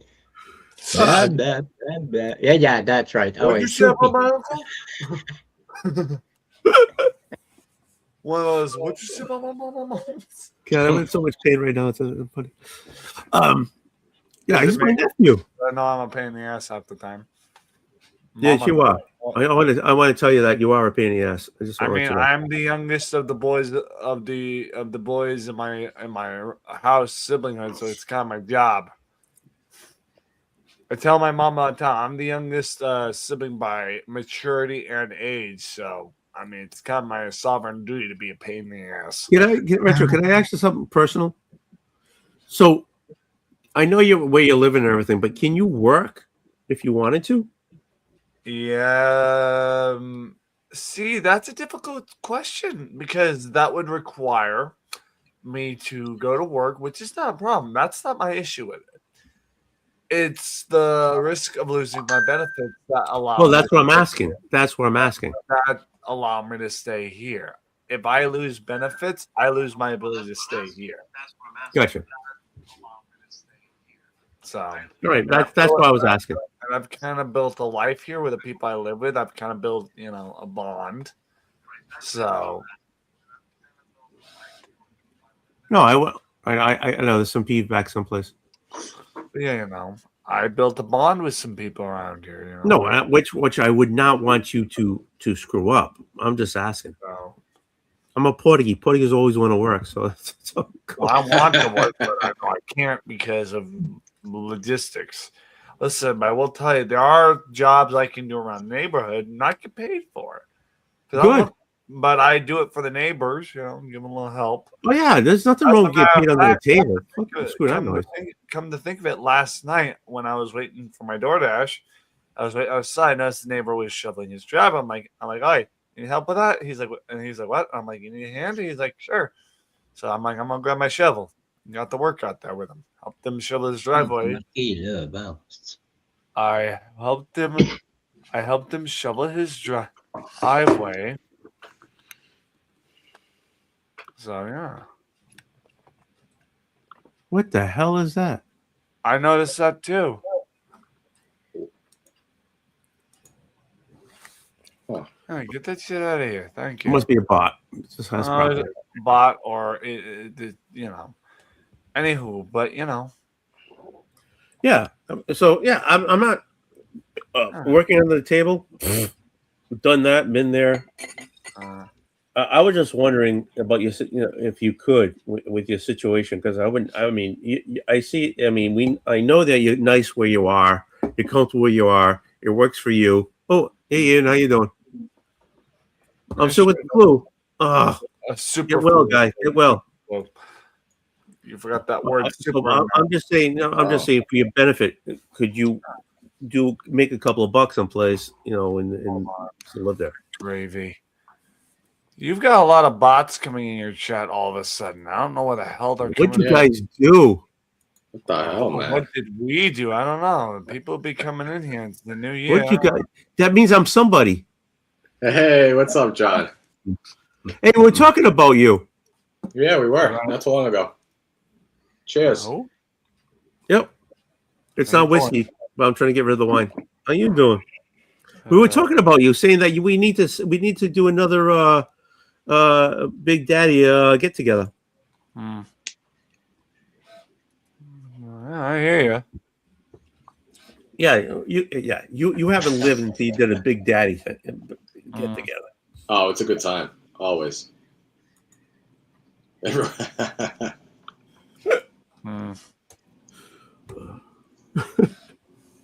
Yeah, I this is like the first time I've ever got bots. I've never seen you get bots. I know, Yeah, did I get you're extra, did I get important. extra subs? You're important. I don't You get Oh, both.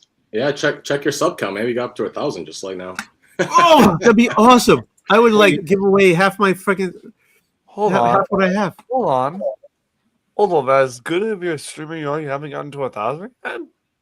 I've never been even close to 1,000.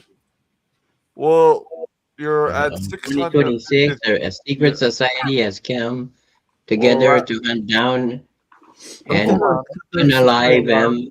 Hunt down. Agate. Although if you're right now at 653 subs. 653 subs. You're getting close though. Jesus. Yeah, but I've been that way for 2 years. Doesn't matter. It looks like you're It goes up, it goes down, it goes up, it goes down, it goes up, and it goes down. What are we going? Yeah. I'm going on 6 years and I'm at 230 something. So So Dave, we have to find a region someplace. Yeah, just narrow it down, Tony. Yeah, there you go. We're gonna find something. Yeah. Oh, there we go. Oh, that's Ryan. Like, Yeah, actually, I take the other pill. I don't take the Viagra. I take the Cialis. Okay, here we go. There's a night type. yeah. No, tequila. There's a few. Tequila to me tastes like, though it was always bad tequila. It always tasted like old socks, old gym socks to me. I can't. I used to drink tequila puffs. Tequila was always like old socks. I'm like, And you put tequila in a shot glass and you put ginger ale or 7-Up or something like that. And then you do like this. And it's just fizz. But boy, does it hit the spot. But do you feel? Yeah, go there and call me in the morning. Yeah, there is good tequila, and I drank the crap because that's all I could afford was the crap.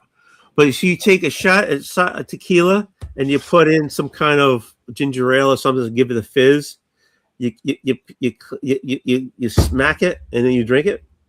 Yeah, it's just bubbles.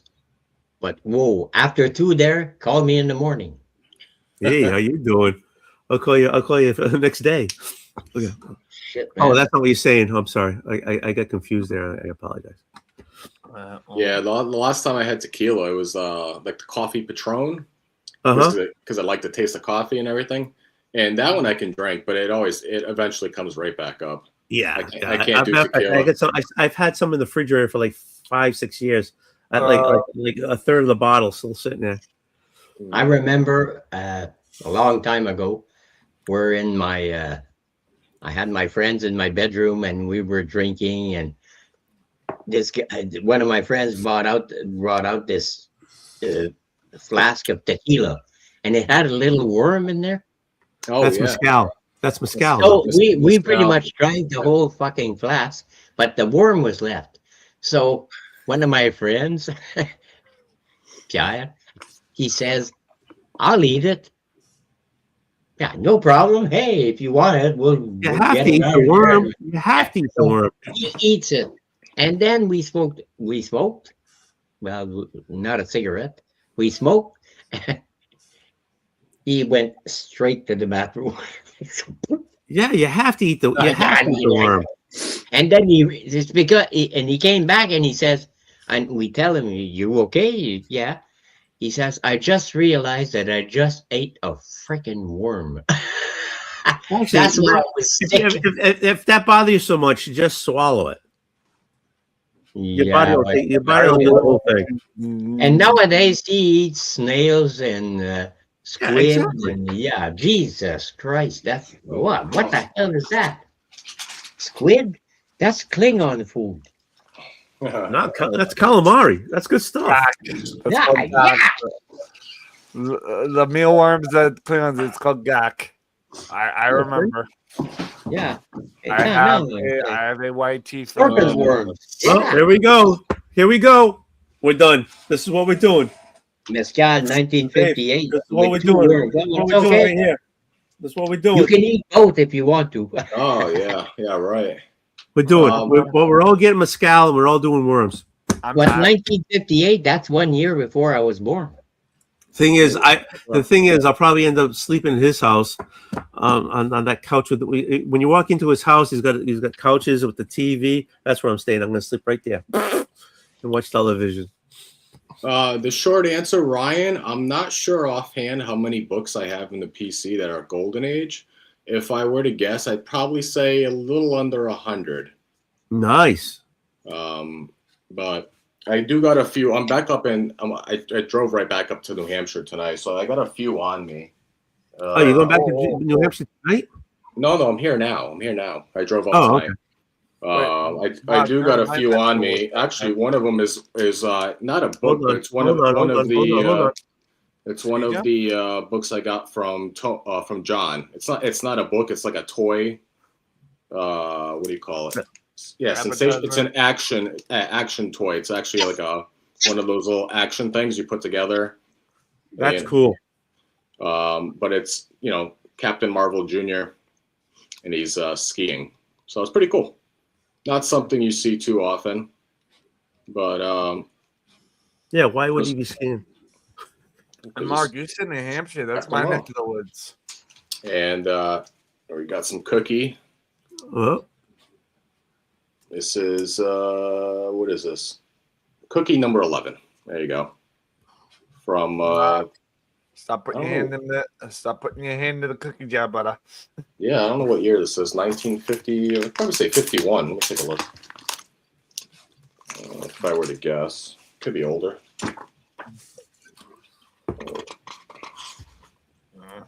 Oh, I was off. 1947. There you go.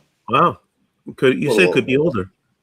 Yeah, that's a nice. Looks like nice shape for 47. Yeah, it's in pretty good shape. It's It's glossy. It's still got a shine to it. Has that nice golden age smell. There you go. And then that's like old cigarettes or old socks or.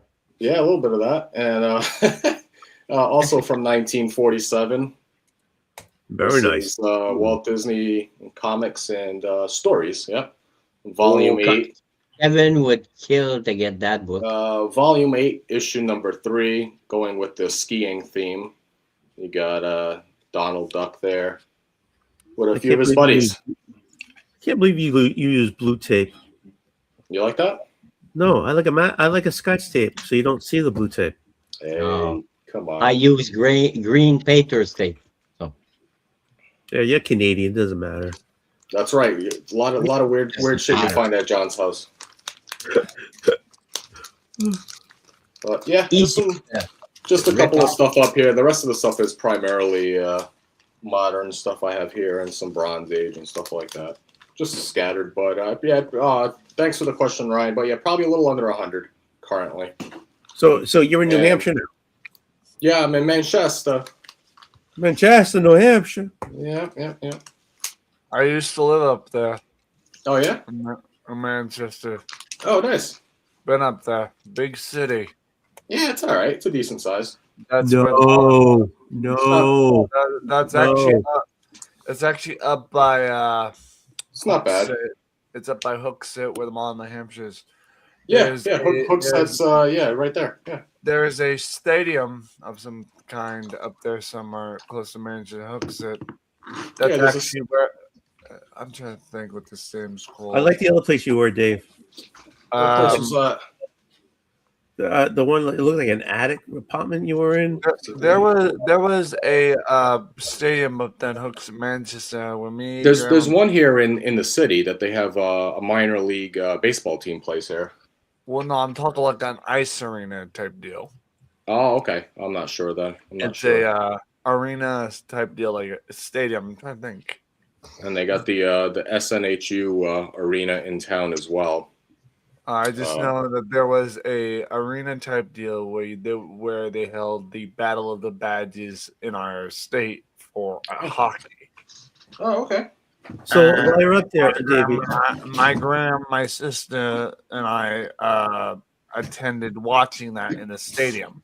We had tickets to see it, and about a year later, when we came back to our house, there was a police officer that came checking our homes, doing routine checkups. Because not that there was anything wrong, they were just checking. Hold on. Make sure they were safe. And he came to our house, and Graham had asked us, like, I noticed you were in the Battle of the Badges, and he said, yeah, I was one of the officers that took. So that's cool. This is Classic Illustrated. You guys have probably heard of Classics Illustrated. Yep. Well, what a lot of people don't know is this is an LB Cole cover.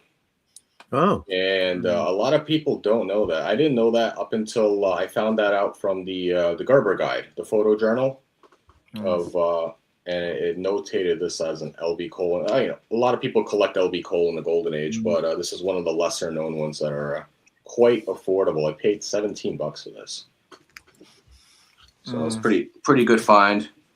So while you were up in Manchester, are you going to be going to see a baseball game?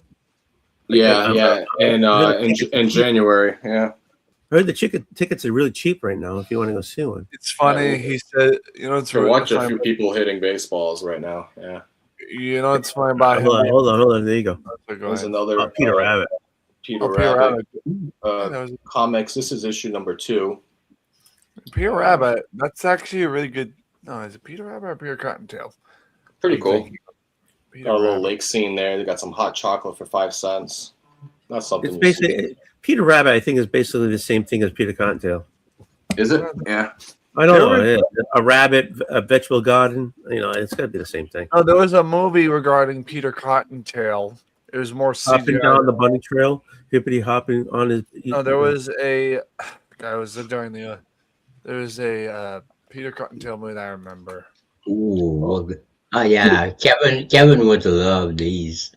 Nice little, I picked this up at the comic shop here in town. Sweet. And the tree pumpkins, pumpkins as the kids, the nephews, Huey, Dewey, and Louie. Yeah, the nephew. Yeah. I'm trying to pumpkins. think. Pretty cute. I'm trying to think of the movie that features this. What number is that, Mark? Give me a second. I just put it away. Shoot. Are you talking about Peter Cottontail, the movie? Yeah, it's a movie that was in the 70s, but there was a reboot when I was growing up. If it's a gold key, forget it. You won't. It was. You won't see the news on there. It was called. It was called. Oh, sorry. Go ahead. 217. 217. Okay. Yeah. Although the movie was called "Here Comes Peter Cottontail." Peter Cottontail. It was a TV movie in 1971. But there's also a reboot. There was a reboot in the 2000s. For my football fans, got my Jags playing this weekend. Got a nice little NFL rush zone. Jaguars. How can you be a Jags fan? Hey, listen. When we win on Sunday, you'll see why. So, I guess we're gonna make it to the AFC Championship game. Watch. You think so? You think so? You better hope we don't play the Pats the following week. Yeah. You better not. You better not hope. We ain't scared of the Pats. Yeah. Well, you see, I don't follow football, but I like the Texans. So. Oh, they got a solid defense. Yeah. Yeah, the Texans. We have their coach. Oldwolf. I like the Texans. I like their logo. First Dude, of all, that cottontail is so psycho looking. That thing. That's why I brought it up, because as a child. Oh damn! Look at that thing. Dude, he needs wired, man. He's wired. I mean, no shit. I will tell you from, let me explain something to you. This version of Peter Cottontail, I didn't even see the original when I was a kid. This movie in itself scared the living shit out of me as a child. It would creep me out seeing that. Dude, look at those fucking eyes. He's tweaking. Exactly. As a child, I told my mom, I'm like, never put this shit on the screen again. There we go. There you go. Funny. Some Looney Tunes and Merry Melodies. There you go. He's doing some ice fishing. Alligators scare me, says Magic Lasso. Nah, man. Oh, Ryan, if you're in the chat, why don't you hop on? Same thing with Big Daddy. Hop on. Yeah, hop on. The link's in there. No shit. I pinned it. I'm so proud of myself. I did it right. You pinned it. Come on, hop on. I'll show off some more Golden Age for for Ryan. Maybe he'll jump on. Yeah, Ryan, he's doing this all for you. Why don't you hop on and say like it's all for you, buddy. So get it ready. No, get it ready. Oldwolf, Come on, Ryan. Put your money where your mouth is. Oldwolf, I have to hop off anyway because it's going towards 10 o'clock. You know how that is. Yeah, you got your curfew. Yeah, love you, man. I wouldn't say curfew. They have their curfew for their daughter. Yeah. School tomorrow. Love you, man. Well, nice seeing you again, Retro. 100%. Love you guys. I'll see you later. Take care. Thank you. See ya. Peace. Let's see. Oh, it's a cool book. It's not Golden Age, but it's Silver Age. Oh, that's a nice one. Ooh, I like that's that. a yeah. You know my address. You can just send that to me. This is actually one of my like low key favorite runs in Marvel. Is Strange Tales. Yeah, mine too. Strange Tales 138. I believe this is what was the significance? Is that First Eternity? I think it is. I'm not sure. Oh, maybe. Could be. I forget. Got some more Golden Age. There we go. Kevin, you too. Hop on. Popular Comics. Who's the guys on the side? 131. So these are Golden Age characters that they usually, featured in different series. This is Smiling Jack. And then right below him is Terry and the Pirates. Terry and the Pirates. That one I've heard of. Yeah. This is also from, I think, the mid-40s. Because this popular comics run ran pretty late. I want to say into the hundreds, like early 100s. This is Hey Dave, I love you. Keep talking because I got to go wee. Yeah, issue 131. Yep. It's like Pepe Le Pew without the stripe. Keep showing your stuff. There you go. Got a little advertisement there in the back. Christmas gift that comes 12 times a year. There you go.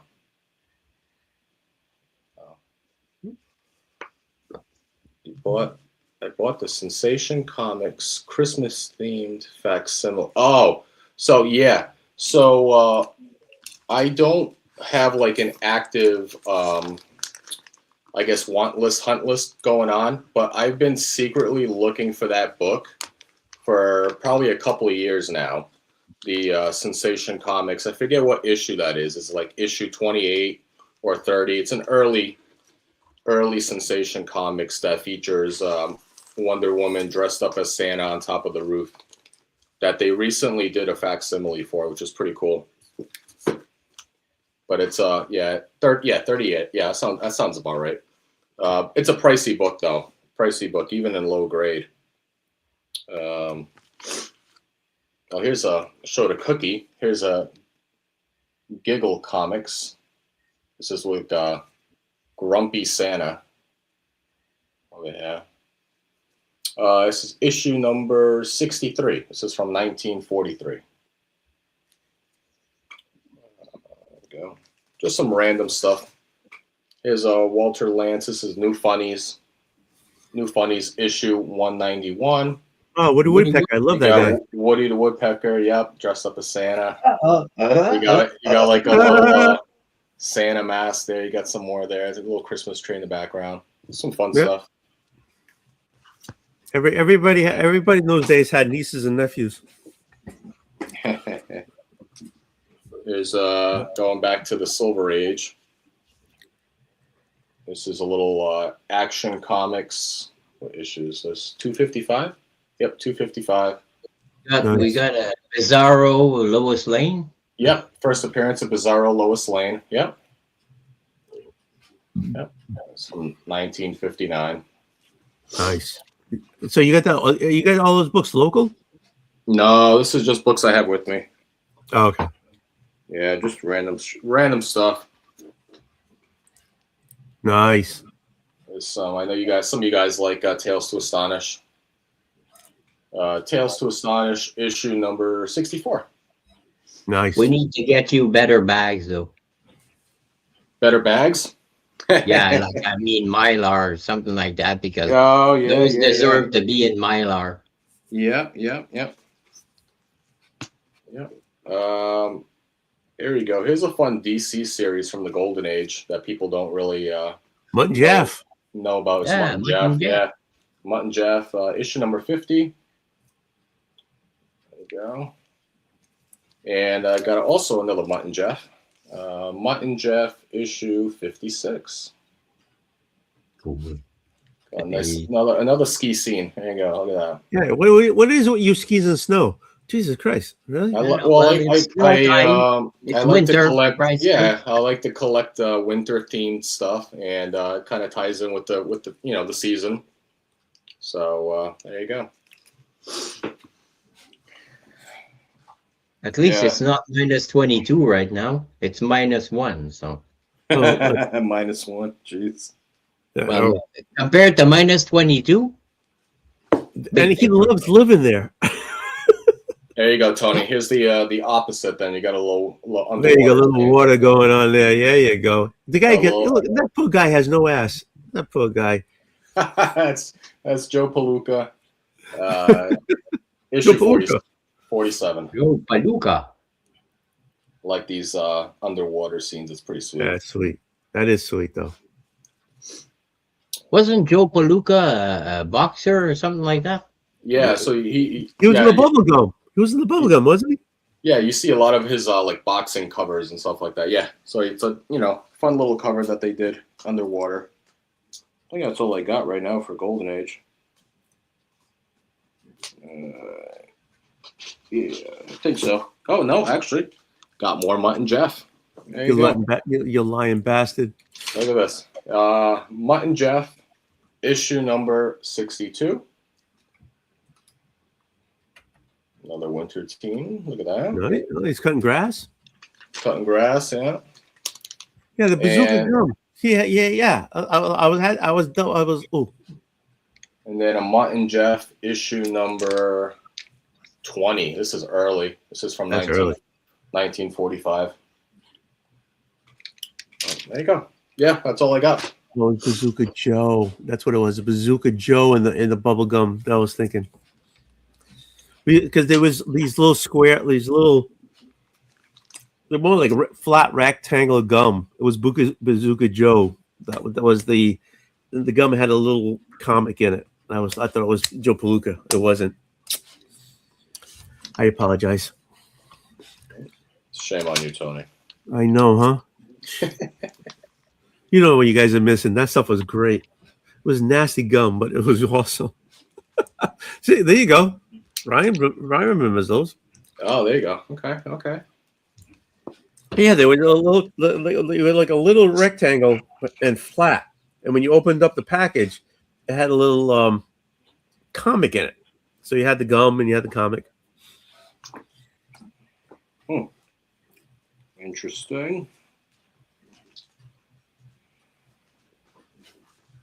Oh, sorry, I got one more. Okay. Oh. There we go. You lying bastard. Oh, that's a nice cover. Walt Disney's Comics and Stories, issue number 99. That's nice. I like that cover. Nice cover. From He looks like he's having a bad day. Oh yeah, so he's staring himself at the mirror. He's like, he looks like a hot mess. Yeah. Yeah, he's got all the moths and stuff all over him. Yeah, from the December of 48. There you go. That's all I got. Oh, okay. So you have all those books with you. Are you are there to read or to just to have? Just to read, to get by some time. Sometimes I just show them off on Instagram. Just stuff to keep me busy while I'm up here. Okay, so everybody has to send Dave a book because he's lonely, lonely and blue. I haven't read them all, so I got plenty of time. Hey, Dave, when I finish this, then I'll go back into the whiskey. So there you go. What do you got there right now? You got wine? Yeah, I got wine. It's a Portuguese wine. Take me off the screen. No, why? You're so cute. Cliff, I was talking to Cliff with comics about you, and he's like, you're cute. Oh, yeah? Oh, yeah. How you doing? How you doing? How your sister doing? I know. Now we get personal but we know each other and everything. So how's your sister doing? Oh, she's good. She's good. She was. She had sent me an invite on Saturday. They were gonna do. One of the local breweries was having one of their annual like brewery, like a brew fest or something on Saturday, and I was gonna go, but obviously I'm working this weekend, so I can't go. So that would have been fun to catch up. But no, she's been good. Good. Glad to hear it. I like hanging. I like, you know, I mean, with John and you and everything you said, it was cool hanging with you guys. Oh yeah, and you're not too far from Kevin, and John. Yeah, I went by to drop off something for Kevin. Oh no, to pick up from Kevin. I bought up one of his sketches, and I went to where he works, and I went to Seacog and picked it up. That was cool. Nice. It's a nice little place. I remember doing a video at his studio years ago. Oh, really? He wouldn't let me in. I don't know why he wouldn't let me in. He just didn't like you that day. Yeah, he met me at the door and said, "You can't." He put his hand at me like, "No, you're not coming in, you motherfucker." I was like, "Why? Why? I love you. Why can't I go in?" Yeah, back when Kevin used to make videos at the studio. Now he's the manager there, so he can't make his own videos at the shop.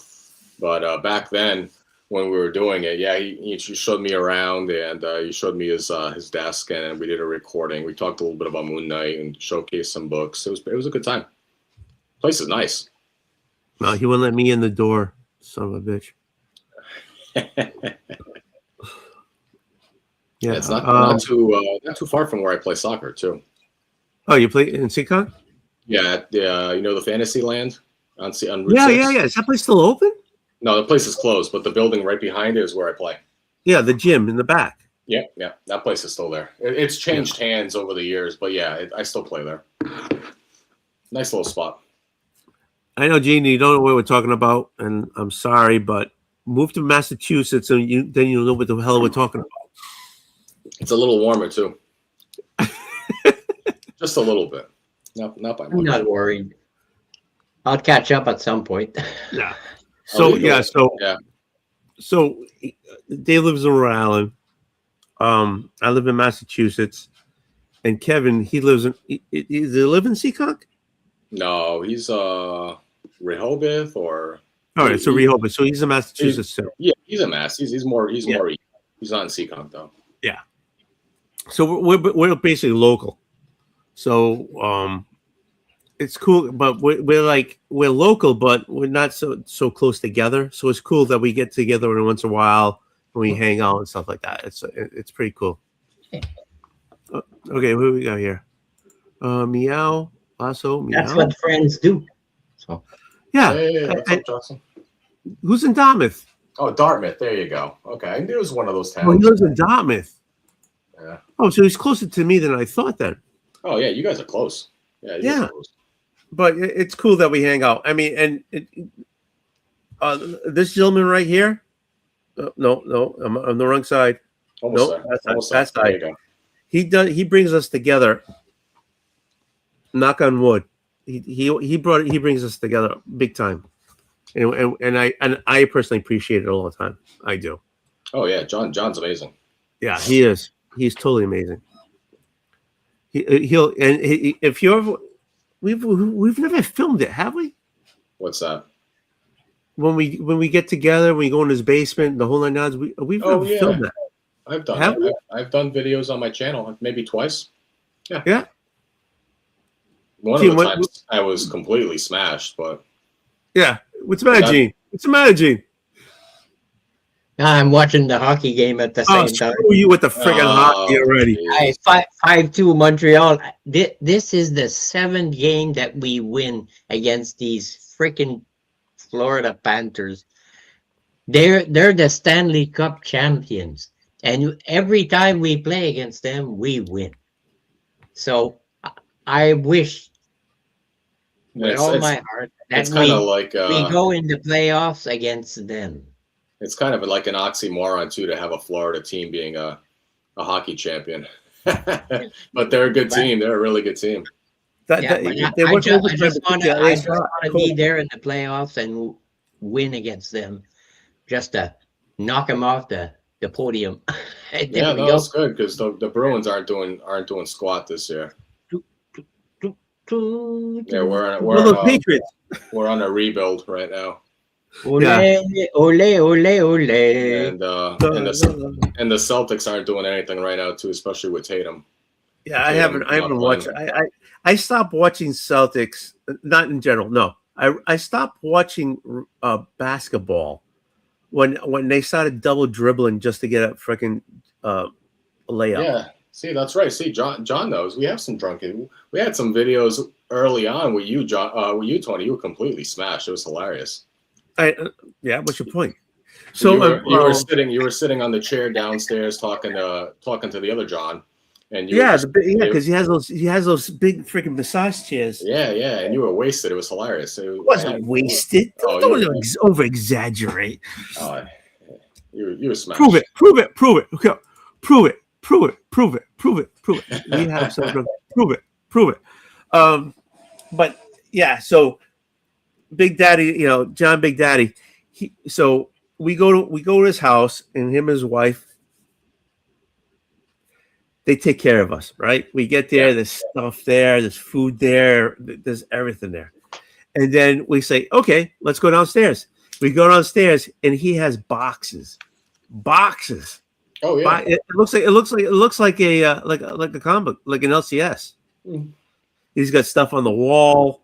Yeah, it's like a little mini comic show. Yeah. And we go there, we pick up what we want. I find that hey, we got 12 asthma fucking monster shit. So, we pick up all the asthma, and that's how it started. And now there's an asthma monster 2 second appearance that they made. So now that's what we all have to get. I bet you, Tony, John has them in a different box. He probably has a second appearance. That bastard, he was holding them back on us. Will recording my 1x1, I was shaking. Yeah. Oh yeah. That's right. But we go down there and so we went down there and he does woodworking, right? And he's got a whole section just for woodworking. Oh yeah, right? It's nice setup too. Yeah. Yeah, because he does it. He does a good job.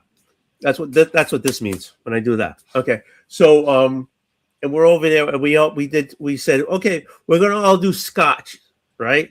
And different sections, different areas of Scotland, different highland, lowlands, this, that, whatever. And we're going to do all the sipping and everything. And that's what he says, in the chat later on, that he taught us how to do it. Though I like the Glencairn glass. I don't care what you say, John. Honest to God, I like the Glencairn glass better than the glass you gave us. I know you're telling me I'm wrong. I know you are, but I like the Glencairn better. I'm sorry, I do. The way it's scalped, it give you a smell of the nose. I like it better. Yeah, we all did the scotches and everything, which was so cool. Yeah, we learned quite a bit. Yeah, we did, because he showed us how with just the scotch. A little water on the scotch. Oh, look at him.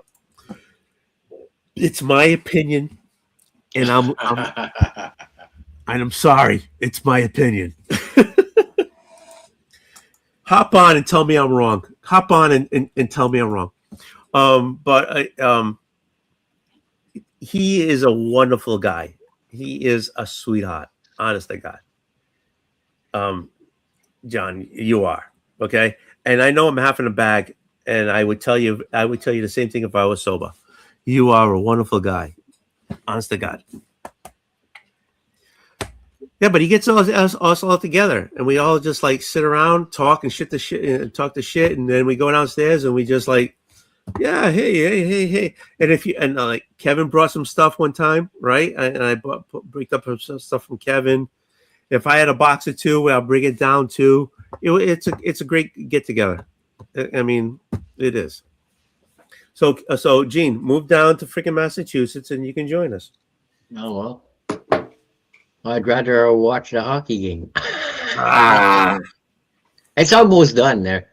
like what? 1 minute 15 seconds left. So. Oh,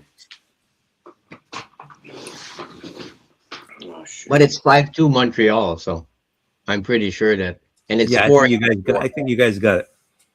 Yeah, I'm pretty sure I think it's a wrap right now. I'm watching the college football playoff. It's at Here we halftime. The semifinal is on right now, but it's at halftime right now. Got a little break. You know what I got? I got you guys on. I respect you too much to be watching something else. So you guys are watching something else. I guess you don't really respect me anyway. Oh, Tony. It's 6-2. Yes. So that was yes. What? That's 7 games in a row we beat these fuckers. There we go. Uh-oh. Look, see? They were made for Scotch. Glencairns were made for Scotch because before then, there were no glasses made for Scotch. Okay? They weren't. Carlito, I love you because you proved me right. There you go. Oh, here we go. Gene, fly down. You can crash at my... look, that's the kind of guy he is. That's the kind of guy he is. You see, and then you can I'm get gonna the, wait 3 years.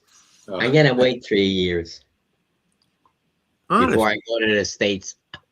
3 years. And that's all I'm gonna. Why? Are you wanted by somebody in here? No. No, I'm gonna wait 3 years before I go to the States. Okay. And then I'll be 70 years old, and it'll be my first trip in a plane to the States. Are you serious? You've never been in a plane? Shit, no. I'm afraid of heights. Just close your eyes. Don't get a window seat. What the hell? No, I have to have a window seat because I have to be able to open it to get some air. Okay, you don't get air when you get a window seat. Oh, well, then I won't fly. I'll drive. I'll get somebody to these drive little me things there. above your head, right? That you twist, right? And they'll give you air. It's the same thing as with as if you were going in a submarine. I can't go in a submarine Unless you can open a window and get some air. I sleep with the window open. So,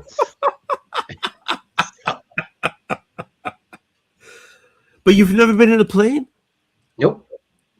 Really? Yep. Shit. Cross my heart.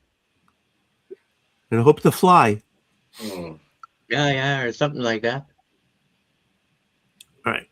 So you need to get out of your house and get on a plane and go someplace. How do you feel about invisible jets?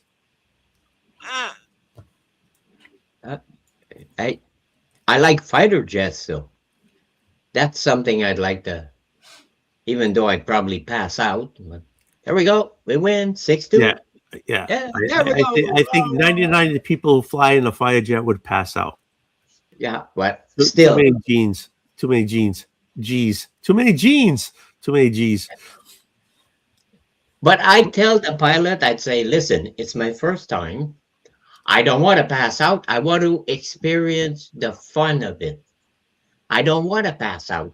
Don't go extreme on me if you don't want me to pass out. Yeah, but they have to keep flying. I'm asking you to be nice for me. I'm 70 years old. It's about time that I got into a freaking jet before I go on a jet to go see my friends in the States. Okay, so first you need to work your way up to it like a Cessna, and then work your way up for a jet. Oh, shit, no, a prop-driven plane? No way, man. I'll never go. It's the same shit, just slower. And then, okay, so you might remember what you said about a submarine, right? John said I spent 4.5 years in the submarine. Really? And I'm claustrophobic. John, okay, there's something about the okay, wait a minute. There's something about being in a submarine and going the horn.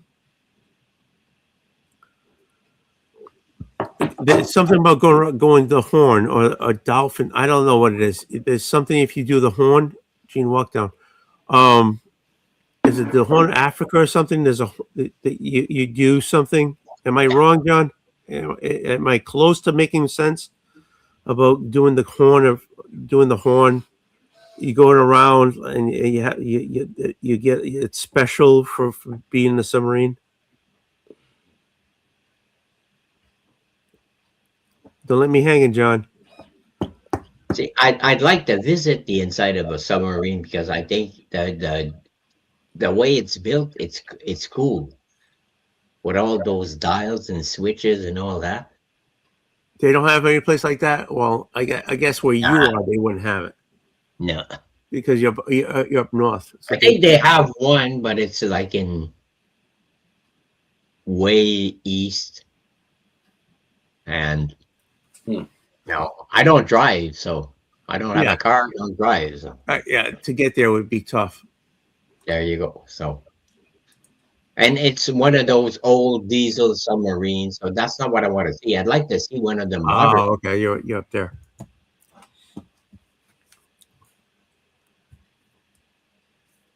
So I mean, you can always go to Disney World. They have the submarine there. Yeah, but again, it's in the States, so I have to wait 3 years. Why do you have to wait 3? Explain that. Why do you have to wait 3 years? Oh, to be 70? You won't do it unless you're 70? No, Trump.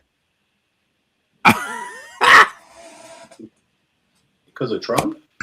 I only say one word, and that should explain everything. As long as Trump is a president, the Canadians will not come to the United States.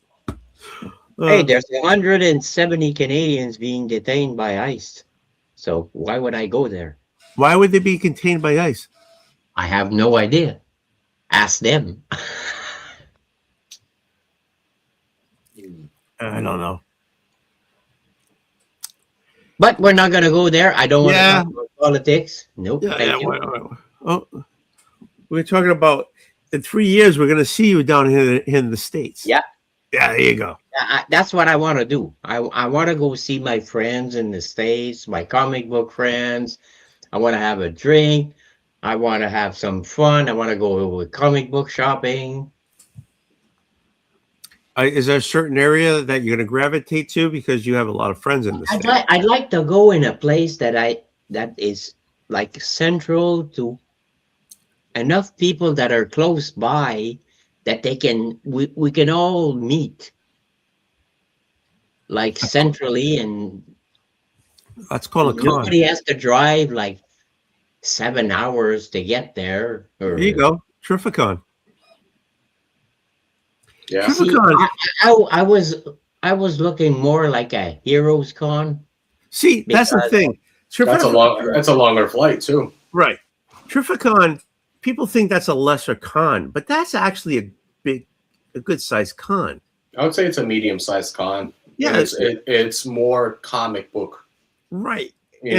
Specific than your traditional like Comic-Con, which is more like a fan expo. Apparently, the Heroes Con has the most comic books.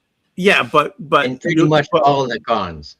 That's what I've been told. The times I got to Terrificon, the people who go there, creators, are heavy. It's a heavy comic. It's a heavy comic book show, and they bring in a lot of comic book artists and writers there to the show. Right. So and the venue itself is fantastic because it's at a casino. Yeah. So you don't have to leave the place. You don't have to find parking. You don't have to do it. Restaurants and nightlife. It's all there. So you don't have to go anywhere. That's what makes it a good venue. You don't really have a lot of that in the country. Yeah, and everybody knows Heroes Con, and what's the one in Florida? MegaCon. Yeah. So I mean, they're promoting, and the one in Connecticut. It's a good con, and I guess it doesn't seem like it's promoted enough as the others. But when I went, the times I've been there, there's a lot of people there. It's always packed. Yeah, it's very packed. And I mean, there'll be people there. Claremont was there, and you got to stand in line for that. So yeah, I mean, Yeah. if you want to, you want to stand in line for that, do it. John's saying that he sat at Terrificon this year drinking with Scotty Young. Yeah. Yeah, I had breakfast with right next to John Romito Jr. Cool. Yeah, just on a random Saturday morning before the show opened. Yeah, that's the good thing about the convention because it's at a casino, so they're all staying at the hotels there. And Yep. after the show is over for that day, they go for dinner. They wander around. You can say hi to them. You can go drink with them, or gamble with them if they're at the tables. It's a really cool time. It's a great experience. With my budget, I'm gonna have to probably borrow some money to get there and have money to spend. So but I really like to go because I really want to meet my friends in person. And it's a great show because a lot of community members go there. Because it's where it's located, Yeah. And that's one of them. For me, it's important to meet my friends in person. Shake their hands. A hug. I felt the same. I feel the same. So that's what I want to do. Eventually, that's what I want to do. I'd really like that. I mean, Terrificon is the first time I met John. That's the first time I met John Big Daddy. Dave, when's the first time I met you? Me? Dave. Tony. Oh shit. Well, let me see. Was it at a show? It wasn't at a flea market. It wasn't at a flea market. No, you gave me the Captain Marvel. What did I give you? The Captain Marvel. So that would have been at John's house then, probably. No, that was a con. I think that was Terrificon. It was at Terrificon? Okay. Yeah. Okay. Jean, I get a room with 2 beds. Mark knows I only snore. Yeah. It's okay. I can't sleep. So there you go. You're all set. Okay, Dave. How do you know he snores? Most of the time, I sleep an hour. I'm up 2-3 hours. How do I know? How do I know John snores? Yeah. Oh, because he was out cold before I was. I was just on my phone. He was snoring. He was out like we were drinking in the room, and then I was like, I'm just gonna knock out. I was like, I'm just on my phone still. Okay, like, when you say snoring, do you mean like John Deere snoring, or more like a kitten purr snoring? Oh, I don't remember. Okay. Go on. Hey, just in case, there's a difference between John Deere and kitten. So, Dave, if you and John get a room together, and if I crash, I'll bring my CPAP so I don't snore. Oh, there you go. So I'll bring my CPAP. There you go. You'll be in good hands because I'm an RT. There you go. Yeah, my wife won't sleep with me unless I have my CPAP on. Yeah, I got to see if I'm going to be able to go this year. I don't know where I'm going to be in the summer. Oh yeah, that's right. Yeah, because I just extended at this place I'm here now, and that goes until like April, and then I got to find out where I want to go next. Wait a minute, you're not self-employed, right? You work for somebody.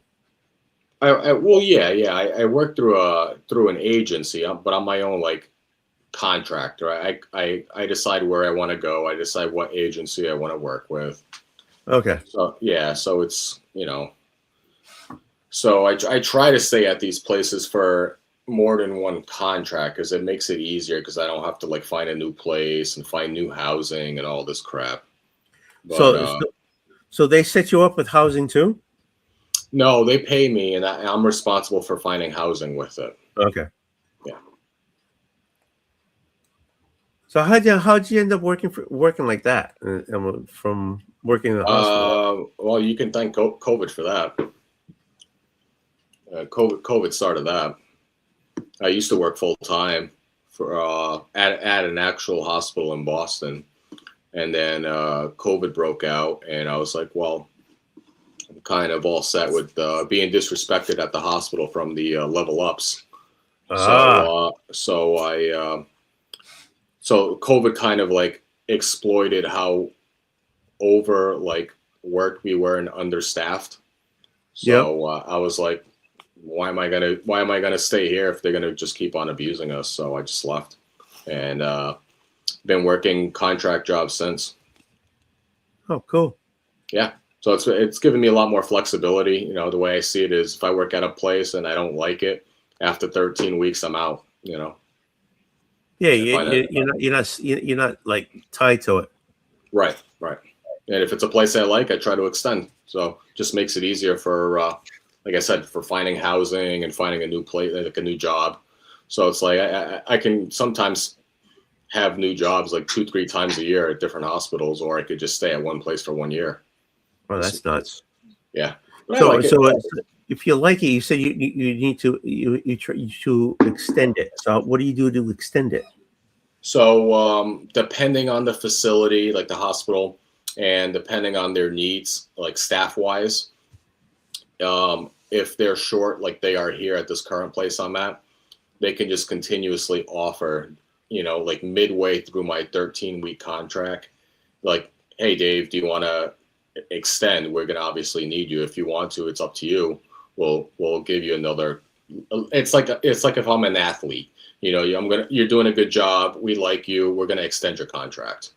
It's whether or not you want to continue to play for this team. Basically, okay. You know. Here's a weird question, only because I work in healthcare. Your benefits for health and stuff like that, is it go through the hospital or it goes through my agency? Okay. Yeah, it's all through the agency. That's cool. I've never actually. Yeah, it's interesting, and the way they pay it out is interesting too. So it's like, you know, because half of like my tax bracket is kind of wonky because I'm a contract worker. Like not all of my pay is taxed because I have to, you know, I'll find myself housing and stuff like that. So like the way I get paid is a little different. So it's very interesting as a contract worker how they, you know, how they subsidize pay. So you're not doing this on TurboTax. You got to find somebody. I work with like an actual CPA. Yeah. Because taxes and stuff, it's really easy to mess it up, and then it can get really, really crazy tax wise if you don't know what you're doing. Like prior to doing this, I could easily do it on TurboTax, but now it's much easier to do it through a CPA because they understand how a contract worker works, like how their taxes are different than your traditional like W-2. Yeah, because I can't even think of how you manage all that stuff. Oh, for me it's easy because I'm used to it now, but it's like half my wages are like tax free. If that makes any sense. Okay, I was trying to be nice and say I can't understand this, and you go tell me it's easy. Are you killing me, you son of a bitch? Guys, I'm gonna go. I'm hungry and I'm tired. So yeah, I'm gonna be ending too because I actually have to see my boss tomorrow. So thank you so much for having me.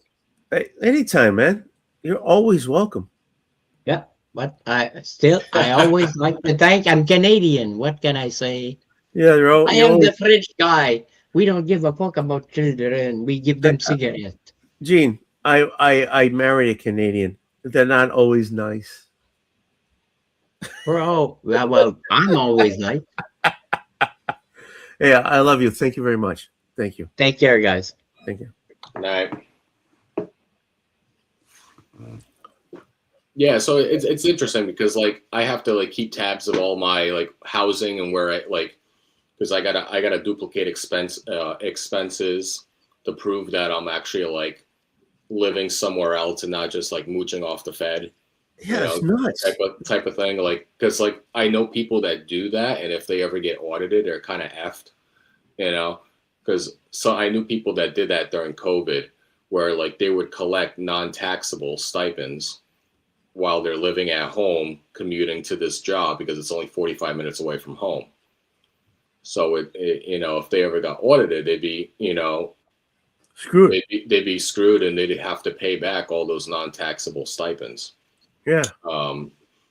There's some loopholes around it, and you just got to be careful and just be mindful of what you're doing. Even if if knowingly you're doing it the right way, you can still easily mess it up if you don't know. Yeah, I mean that's a big thing. If you don't know, Yeah. you screw yourself. How's that But whiskey? it's been a fun experience, and like I said, for anybody who can do it, would definitely recommend doing it, because you do get to see a lot of different locations, and it's been fun. Yeah. I mean, that being said, I don't know if I'm going to be able to go to Terrificon because of that, depending on where I am, because I could be in Virginia, I could be in New Jersey, I could be in Connecticut, which would be great. Yeah, you're right there.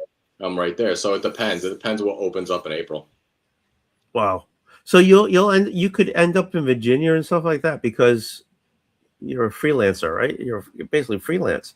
Yeah, because I got to go by where the states that I'm licensed in to work. Like every state that I want to work in, I have to apply for an individual state license, and licenses take time to get. They're costly. You got to keep up with the continuing education credits and all. Each state's completely different, so it's it's like a cost benefit to see whether or not it's worth getting a job. And there's no guarantee that I'll get a job in that state. There might not be jobs in that state at that time I'm available to work there. So that's kind of one of the drawbacks. And each state license you either got to renew every year or every 2 years.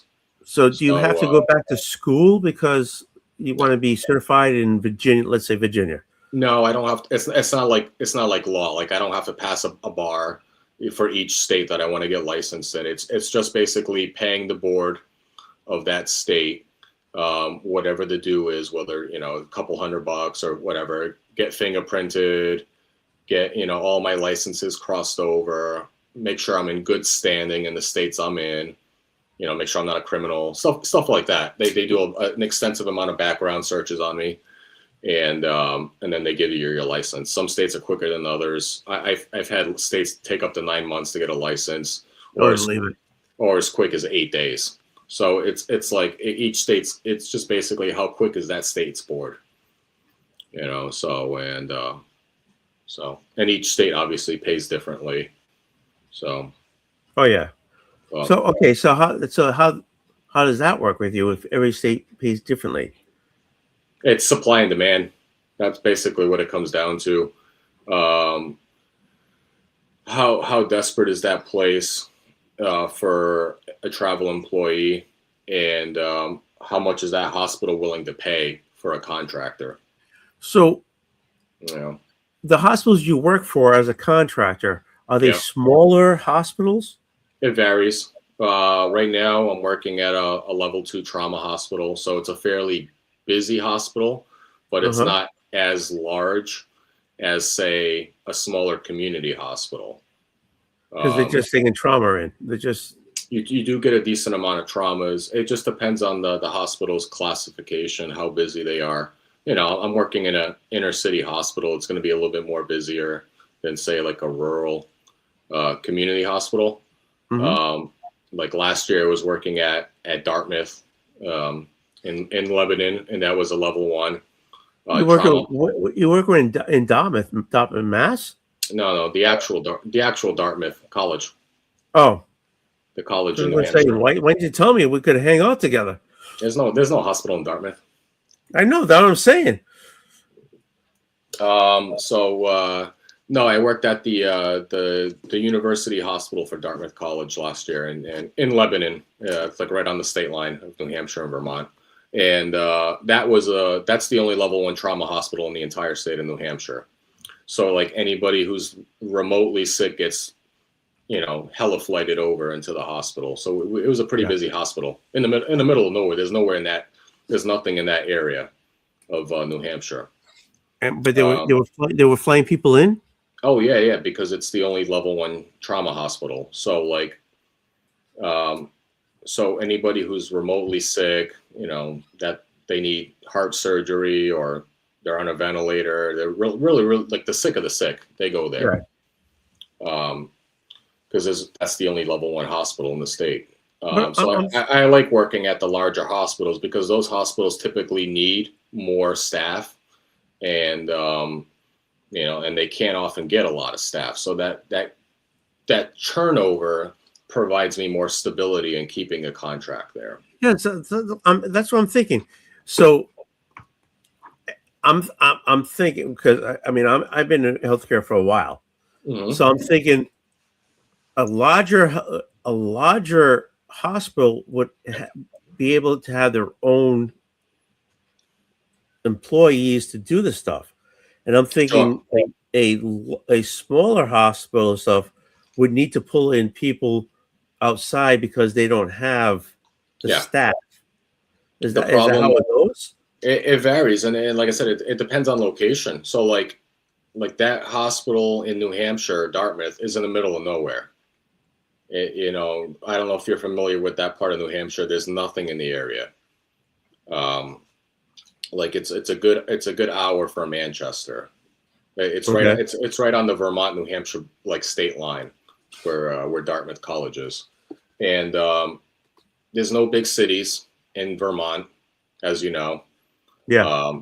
Burlington's the biggest city in Vermont, and that's way up. That's near Canada. It's way up north, and they have their own level 1 trauma hospital there because they're the University of Vermont is in Burlington, and that's why. Okay. So that's usually I usually try to stick to cities that are college towns, because those places typically have busy hospitals, and they usually need a lot of staff for the most part. So that usually gives me a good security on keeping jobs. But the state of New Hampshire is kind of tricky because there's not a lot of respiratory therapists in the state of New Hampshire. Not licensed. There's not a lot. So there's always a demand. And there's not a lot of programs out there putting out respiratory therapists graduating. So there's been a chronic shortage of respiratory therapists, not just locally, but nationally. It's a much more higher demand job than nursing, for example, just because there's so few of us out there. So you could make bank. Oh, I can. Yeah, I can easily make bank. It just depends if you're a traveler, how hungry do you want to be? Yeah. I've worked with, buddies of mine that have taken 2 contracts simultaneously, and they just work 70-hour weeks. Yeah. So it depends on how hungry you want. I'm at that point in my life. I don't need to. If I was 25, not married, no kids, yeah, I can do that. But I'm at a stage in my life where, I got a family, I got 2 kids. I'm doing well, as a contract worker. I don't need to, I'm not struggling to find a job. Like I said, the market, we have essentially negative unemployment in our field. They're desperate for staff. There are none. There's no RTs graduating. It's just crazy. I've talked to program educators where they have 6 students in their class for, a state load of, hospitals that need staff. And obviously there's a lot of people that are retiring and there's nobody to replace them with.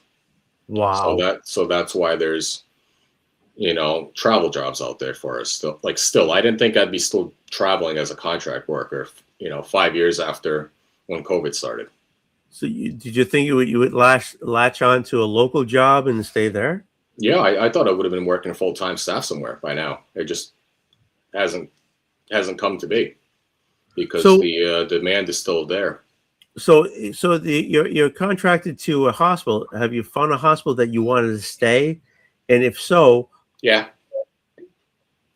How would you stay there? I've worked at a couple of hospitals that that I personally would be content with being staff there.